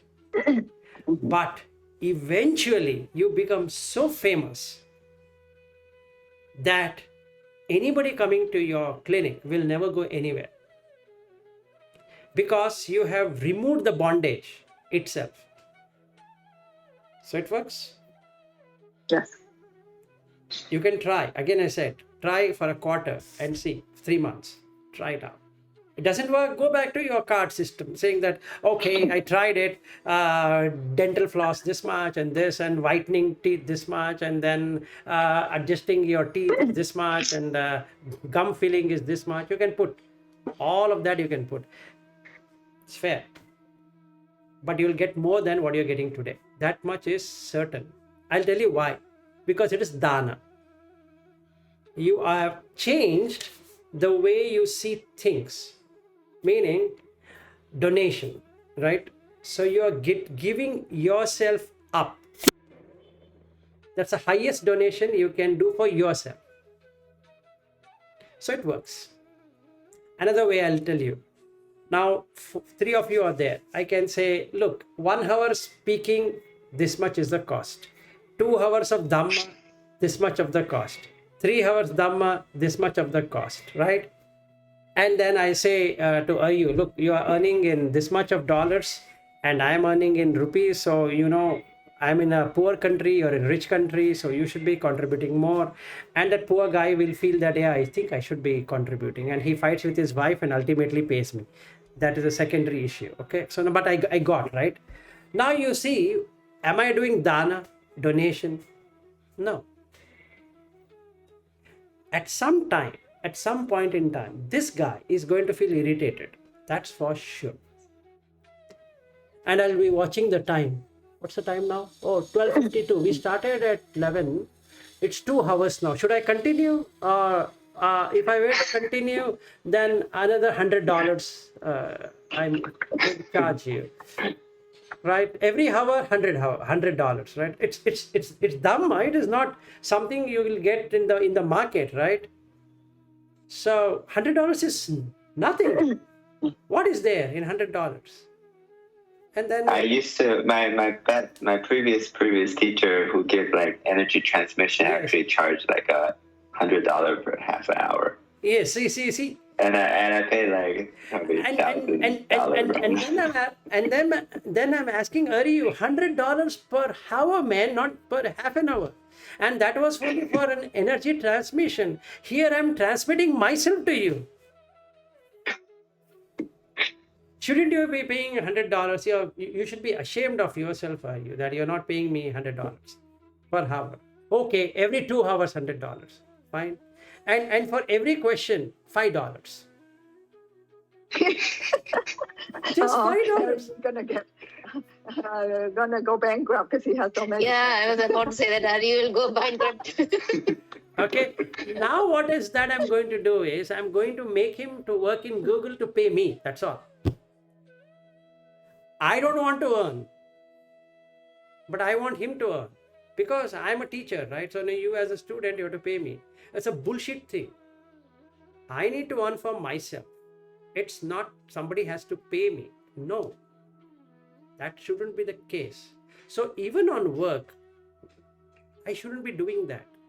Because I'm born, I need to work. It's not that somebody has to pay me. Because I'm born, I need to work. To work, why am I working is because I have to earn for a living for myself and a family, and I need to have a comfort, so they have to pay me. So they're not doing any favor, nor I'm doing any favor. Nobody's doing any favor to anyone. Then it works. So now I'm doing dana. So I'd inform Lata, I have a donation box. You put whatever you. Wow. And honestly, I'm telling you, for the last 3.5 years, now it's the 4th year in ATB, I have never gone hungry. Okay? Period. And to prove it, I'll tell you another thing. Anywhere in the Himalayas, okay, anywhere, any country, it can be Bhutan, it can be Nepal, it can be Sikkim, Sikkim is in India, but any place I go, I get 3 things. Number 1, somebody will come and pick me up from the airport. I don't know who the person is, what that person is. I have no idea. Somebody will come and pick me up at the airport. Then they give me hotels, which is completely free. Breakfast, lunch, dinner. Taken care. A third one, I get a vehicle. I can go wherever I want. Isn't it amazing? Anywhere. I just name it. I want to be here. I'm there. So somebody takes care of me. To an extent that when I was in America, so generally people believe that Americans are very, the whites basically. they don't get involved and they don't care and they don't mingle, and they are themselves, and after office hours they just go home and they're with their family and all that. That was the thinking. But with all of the colleagues what I had, never I had such a problem. We used to go to their homes. We used to be there during the Thanksgiving. We used to have Halloween together. We used to enjoy weekends. They drive us wherever we want to drive. So we go to Kentucky or to this place or that place or New York or wherever. And to an extent that my boss in 2010, he said, I will gift you something. You'll be surprised. I said, okay. We were having fun. And he said, what's the gift? He said, look, we want to gift you a ticket to me and my friend. And then you're going to go to Philadelphia. Expenses borne by the organization. And we had it. No payment. Nothing. Fun. So it works. But you weren't teaching Dhamma back then, right? I wasn't teaching Dhamma by then, but I think I had that, right? So it's all working because of it. It's not that I never knew Dhamma earlier. So to your question, Aryu, the way you put it, so let me put facts straight.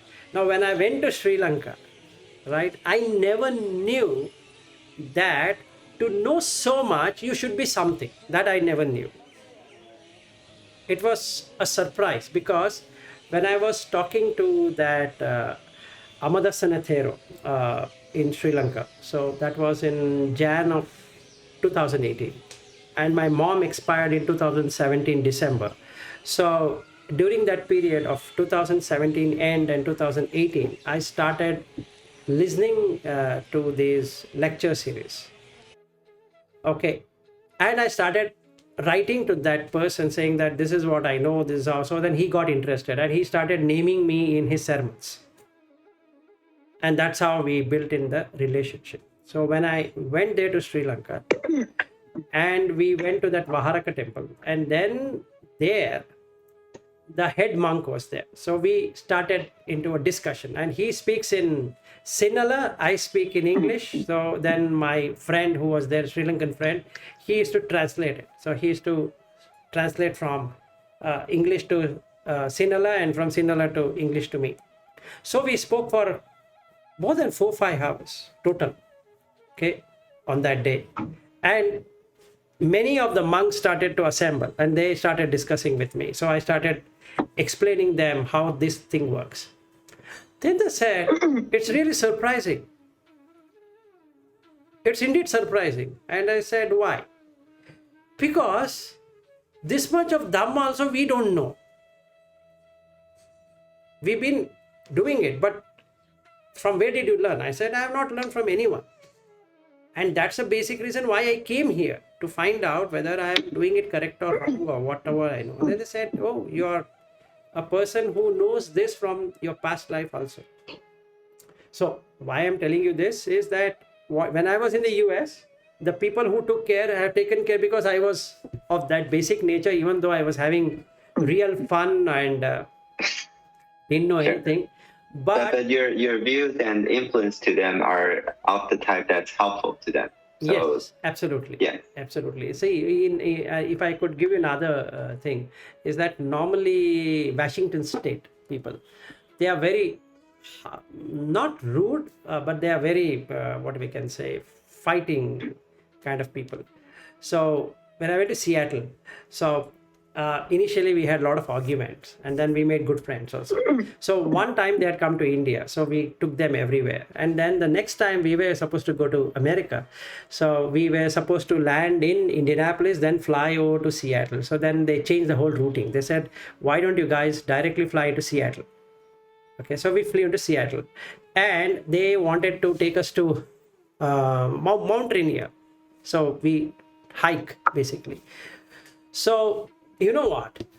I don't even have a gear to climb the mountain.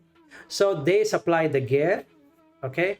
They supply everything, in shoes to clothes and all that. So we had good fun. And generally they don't do that. Okay, in that state. But we are having fun. So how I could convince or why they got convinced by being with us, I have no idea. Because at that time I had no clue about what I know. Okay, then only it started appearing. Oh, then I had all of these.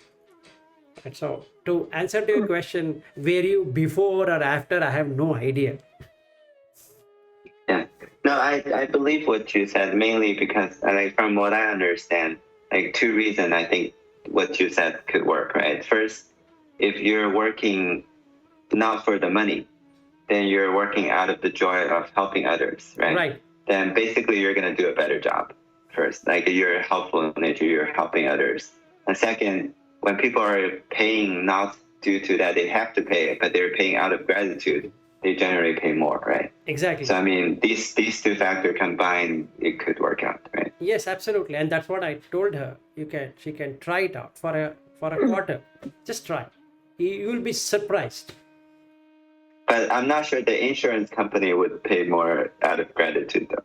Like, No, they American, most of the insurance is covering it. See, nobody does that. See, now the thing is like this. See, the first and foremost, so there are three misunderstandings, if we were to put it.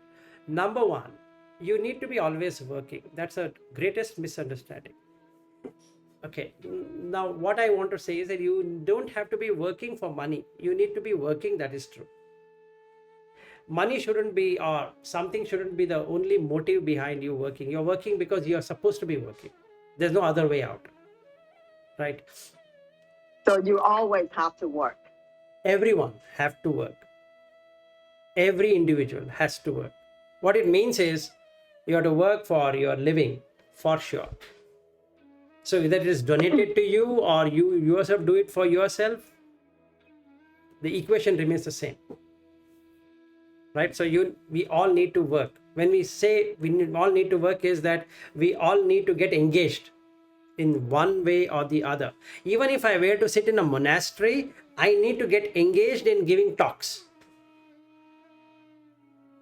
Or if you're a housewife, you're helping your husband take care of the Yes. family. Yeah, exactly. So all of that is working only. It need not be monetary or whatever. You need to be working. At least you need to be cleaning your home. That's again a work. So you just cannot do anything which will say that I can sit tight forever. No, that's not possible. So you're going to work. The first thing. But don't attach anything to it. You need to work for sure. The moment I attach a number, what's going to happen is it creates a kind of insecurity, because that is what you need to get to be happy. So working is true, nothing to do with the number. So disconnect the number, keep it aside. You need to work anyway, right? That's the first misunderstanding. The second misunderstanding is that if I start donating things, I will never get it. It's the other way around. If you don't donate, you will never get it at all. This is a real crazy statement. By donating, my thinking is, if I keep on donating, then I'll not get anything. That's my thinking. But really, the more you donate, the more you get. The more stingy, the lesser I get. So it's my choice now. This a lot of the rich people know.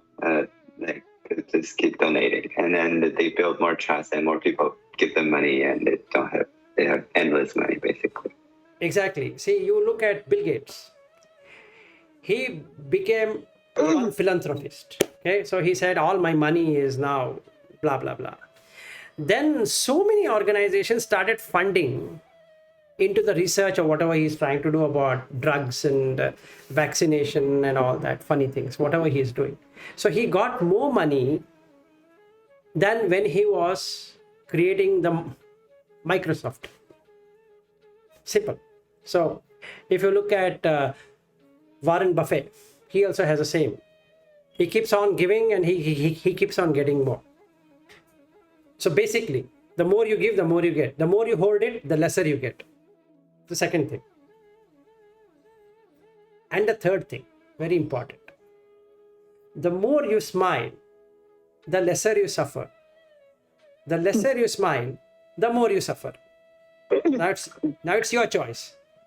Situation is not going to change. Now when will I not smile? I will not smile when I see the number. Because it makes me feel insecure. Oh shit, I did not get that much money. So I am totally upset. So no smile. When there's no smile, your heart crunches. So you'll never get what you wanted. The more you smile, and in fact, Tina, you give smile to everyone. So the more you smile, you get more smiles in return. So basically, the more you donate, the more you get. So don't. So the more you donate, the more you get, the more you smile. The more you smile, the lesser you suffer. The less you suffer. And the lesser I smile, I keep on grumbling, the more I suffer. Three things only. You need to be working all the time, no exception. Right? Till we die, we need to work. On something or the other, it doesn't matter what you're working on. You have to work like crazy till you die. Till the body falls down and there ends the matter. You need to keep on working on something or the other. Either gardening or house cleaning or maintenance or painting or some stupid thing. You need to keep on doing. There's no exception to it. You cannot say that I will not work. Not possible. Including maintaining the body. What about the very rich people? Like what kind of work they're doing? They have to be doing just something. For example. No, they have to be doing something, right? So they cannot stop working just because they're rich. Right, you mean they might be lying down like all day? That's still see, after that they need to work to get the money to still lie down, right? So Yeah. they have to run the corporation. Yeah. Simple. So they have to take that. But they don't look at the numbers, right? Yes. So that's the secret. The more the number you see, the worse you get. And when they start seeing number, they get worse. So I mean, some people live on trust, right? They're just getting money, and I mean, you're right. They have to clean themselves, they have to eat, and that's work, right? But are you talking actual contributing that kind of work, or just maintenance? No, work is work. It doesn't matter whether you're working for someone, you're working for yourself, or you're working on this, or you have to keep on working. There's no thing called as I will not work. Including Dhamma, you have to work. You have to work. So that effort you have to put, right? So there's no exception to it. So first you need to be working, right? Second one, the more you donate, the more you get. The less you donate, the less you get. And no donation, you don't get anything. So how a beggar gets formed is because when he starts holding, stops giving, that person turns himself into a beggar. Because that's a mindset. What he could have done is he could have given as much. For the last 4 years or 5 years, I mean, once I started more seriously into spirituality, I thought I may not work forever. So I didn't really care about the pay. So I'd never really care the promotion. I kind of just kept the minimum I do. And then whatever the boss said, you have a raise or this or that, I just say, okay. I didn't care about the pay for the last few years. And I guess... Yeah, that's a right. That is a right way of living. Basically, see, the moment you disconnect from number, you are happy. I mean, there's enough pay anyways, and exactly. So when this negotiation thing was happening in December, January, I told that you pay me whatever, but whatever I was getting earlier, I am happy with whatever I was getting. So even if you want to increase and cut the tax, it should be the same. I don't mind if it's more, it's okay, but I'm happy with what I'm paid. There's no need for you to increase. It's only the number of days has increased, so you have to pay for more. But otherwise, the number remains the same. But what if it's a hike is too much? Then I go crazy. If I hike is less, then again I go crazy. So out of the 5 Indriyas, all the 4 are dead now. So Samadhi is not there. So energy is not there. Then the faith is not there. And there's no wisdom. And I don't remember what I should be doing. So the best way of leading, in my opinion, which has worked, is don't put number. For me, I didn't care about the pay, at least for a few years. But my wife is now earning three times more than I do, so she's complaining about my pay. Yeah, she's complaining because she's earning and she's working. See, the problem with you, Aryu, is that you're not working hard enough. She's working hard. So you're hardly working, she's hard working. So that's a problem. Yeah, I work on average probably 2-3 hours a day in the past 5 years, 4 years. Yeah, so also you have got a manager who says that, okay, you don't want to work, fine, take care. Yeah. My last manager was from India. Yeah, he said when he meditates, he has a spiritual guide that talks to him, like a deva or something. He said the first time he saw me, the guy said, I will go on the spiritual path and he should help me. And he said, okay. So he let me just take whatever time I want and didn't bother with me much. I was just able to start, like, initially was more personal development, then I followed this or that rally, and eventually I met you. Wow. It's a kind of a windy path for me.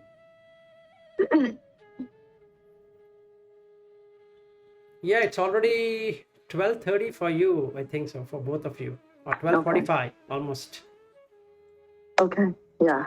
I think by now Tina is exhausted.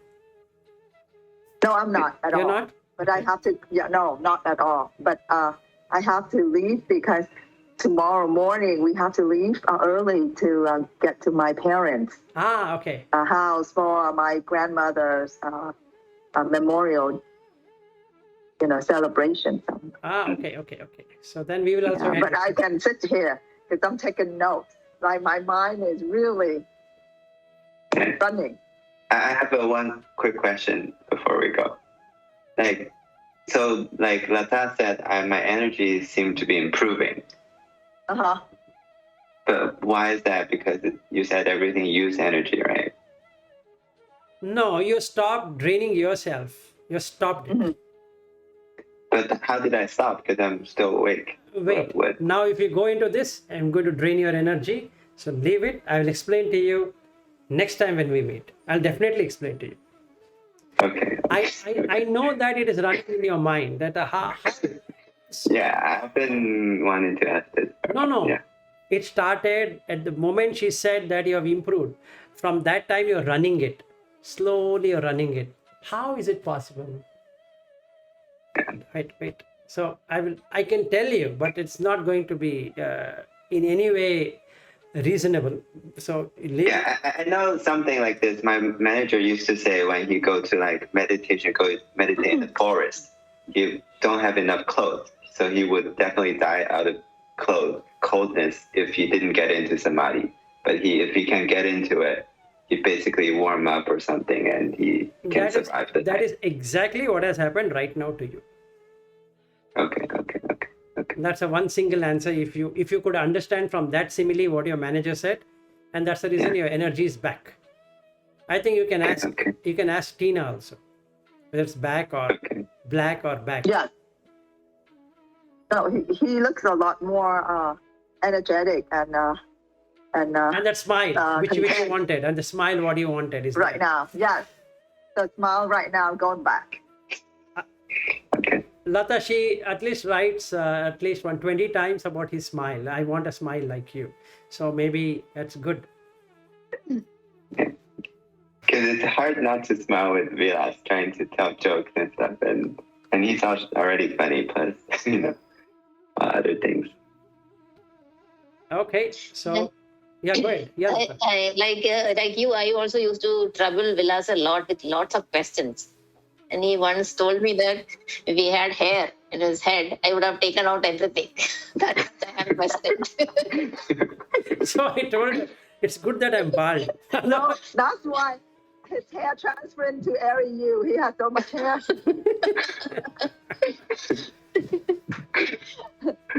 I was bald at birth, but now I have a lot of hair. Got it from me. Yeah, Ari you given his hair to, No, but I'm given his hair to Ari no, you. no, but I'm happy without hairs. It's so comfortable.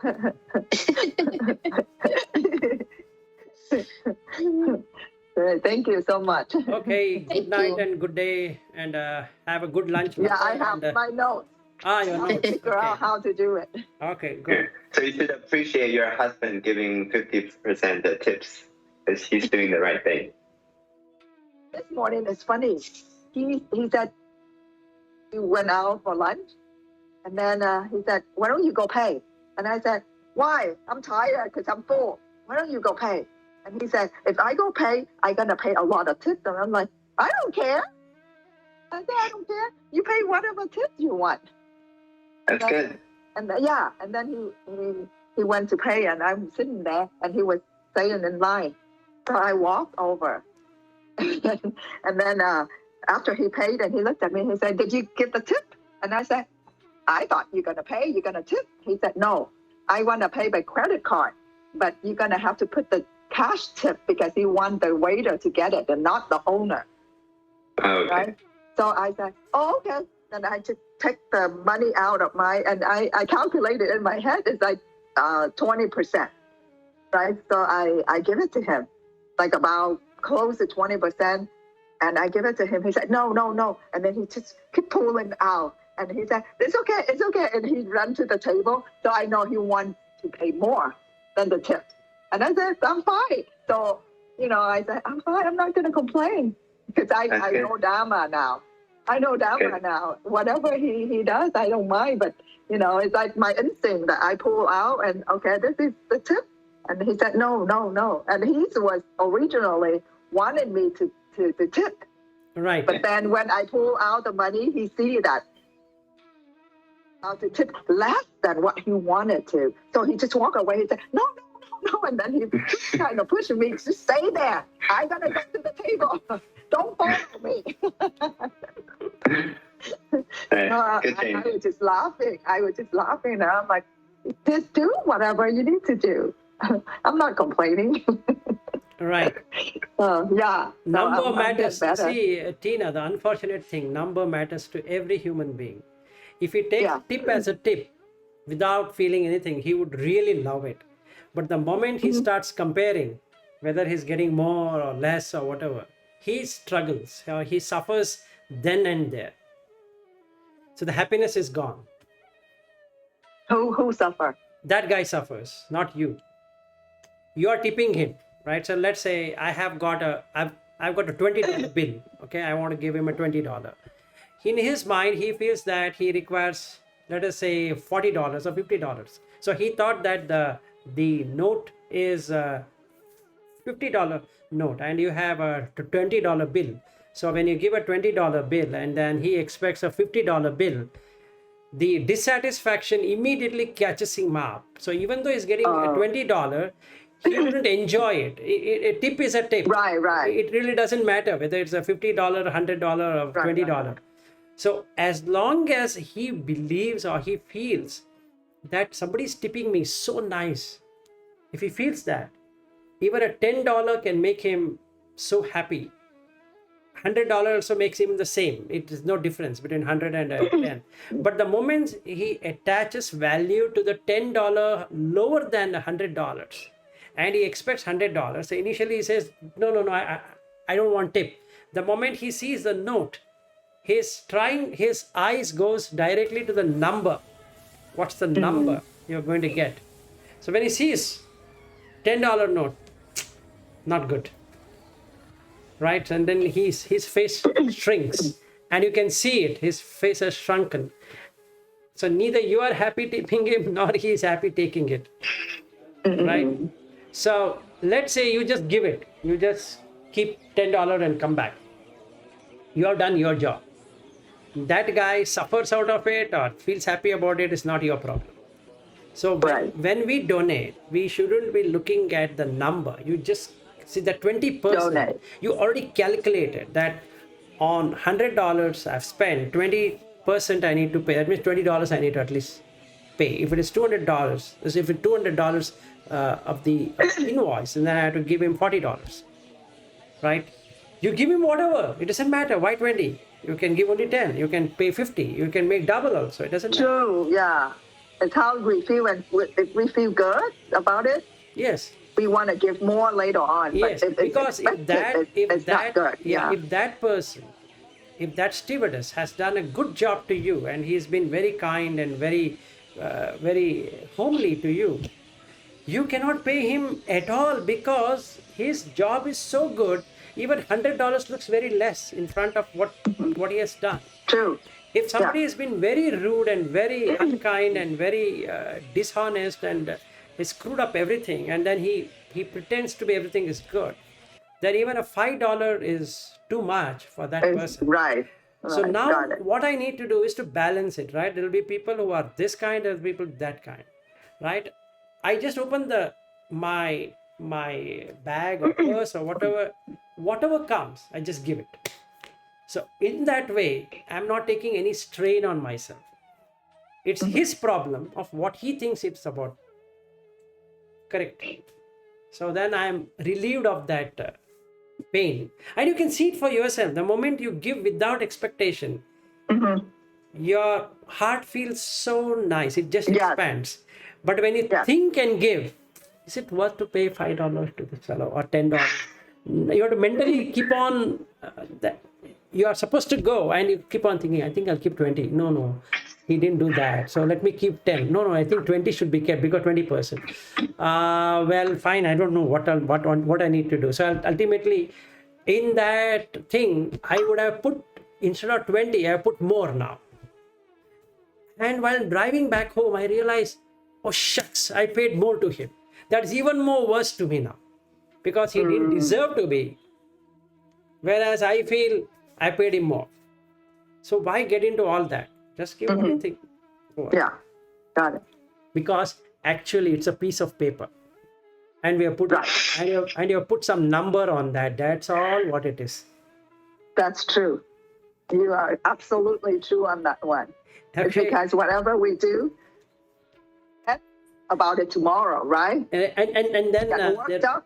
yeah, while in the US, I had these controversies on the $1 bill. On the back side, you have that eye and the triangle and all that. So they used to come up with weird stories about why it is like that and why is Washington the capital and why they have that, what is that? They have like the pyramid of the Giza, they have, I'm not able to get that name. So you have that stone thing made. Yeah. Okay. Yeah. On that you I have know what you're talking about. they have an eye on that, right? So why they have put that eye, etc., etc. So you get into so much of story making that you start to believe that is true. So you keep the $1 bill all the time and just go behind and you'll see that. So there is a way to twist the paper and then you'll see the eye and why they have made it like that. So all funny things used to be there. So I had collected so much of $1 bills, you know that it's crazy because of story. And then I just gave it up. I said that forget all these stories. Otherwise, when I was in Bangalore, I had so many $1 bills, this many. It's all adding up to maybe $1,000, but it's so much of $1. So that's the crazy what somebody gets into. So I used to be obsessed with all of these things and I gave up. No obsession. And it's so peaceful without obsession. Yes. But what I wanted to say is that I was something like that. So don't think that from day one I was like this. I was as obsessive as anybody should be about everything. Eye of providence. Yes, got it. Yes, that's right. I was not able to get that. So it's a very funny theory there. So if you read it, you'll go crazy with that. If you have $1 bill, just check behind. Okay. I'll read that. It's interesting. Or if you have your purse here, you can check it right away so that you don't have to waste your time. It's funny. And there are stories, controversies, and that connects to aliens, and that connects to Area 22 in, not in California. That is, I don't know, where the Area 22. I've forgotten all about that. But otherwise, I had an obsession of going and visiting Area 22. And they're supposed to be coming up with bombers and this and that and UFO visits and how you can get pulled up and all that. So I started to go into crazy kind of all of that. So much obsessive. I'm telling you, at one time I felt that after all of this happened, that is Dhamma and all that, I used to feel, am I the same person who used to be so obsessive about everything? I don't think so anybody could be so obsessive. I used to feel, because I used to be obsessed about everything. Work, simple code. I used to get worked up. If that guy doesn't know how he's coding, I feel, oh. But now I don't have any obsession. Absolutely. It's like I was holding like this, I just gave up. Okay, that's it. Good. Good that Dhamma can do that to you. Yeah, absolutely. And that's the reason I put that, meaning I was somebody who used to be like a normal person. So the experiences really has happened. It's not that I'm just pretending it to be that way, because I see a change in myself. Nobody needs to see the change and say that, yeah, you're a very changed person. But I can see it. It works. So when the Same for me. Yeah. So when the obsession goes away, you become perfectly fine. And we are obsessed of one thing or the other. If I were to put a list, you will find that you're obsessed of so many things, including the worst obsession. You know what? Everything should be in the same place the next day. Meaning you want to have a flower vase and that should be there in that place only. You need this in this place only. You need that in that way only. And that's an obsession again. And then collecting coins and collecting stamp and collecting some lousy things. It's again an obsession. All these are obsessed. And having a showcase filled with all the figurines is worse obsession. You don't mean the Buddhas? Not the Buddha. See, if you really come to my home, you will see from Florida to Texas to each place, each states, whatever that thing is there, I used to come and keep it. Okay. So I have visited this place, including rocks. So I think I bought a rock in Andes. So it's not in the Las Vegas. When I had been there, I bought one rock. And somebody said it is a very good rock. So I paid him, I think $80 or something. He gave me a rock. It's just a rock. I don't know what it is. So whether he fooled me or I got fooled or whatever, I don't know, but I bought it. And then I used to have obsession for caps. So from New York cap to this cap to that cap, every state cap I used to buy. This state and this cap, and some story relating to that. The baseball caps, and this is a football cap, and that cap. Shoes. This is that shoe. This is this shoe, and all of that. Funny. Right. And all that obsession. And then the gadgets, Apple. Mm-hmm. Okay, thank you. So I was somebody like a normal person with all of these things. So don't consider that I had something from the beginning. I'm like that, and then I maintained that state. No. Absolutely worst things to have is obsession. So I found that the more obsessed we are, the more insecure we are. The moment you drop the obsession, you become so secure.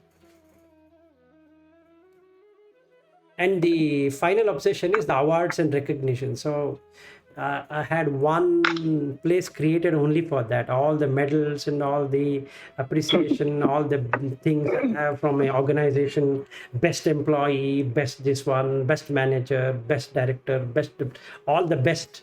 So on one showcase filled with it. One day I felt, who wants it? So I dumped everything, all gone. I don't have even one today. I don't care whether somebody appreciates or depreciates, who cares? And now I see whatever appreciation I got on that day happened on that day only. That's all. There ends the matter. So why to carry that memory forever? It's of no use. Okay, so let's end then. 1:30. Thank you. It's 1 o'clock for you. Wow. Good morning. Thank you so much. Okay, good day and good Thank night. you. Actually, it is good morning to you and good afternoon to us. Yeah.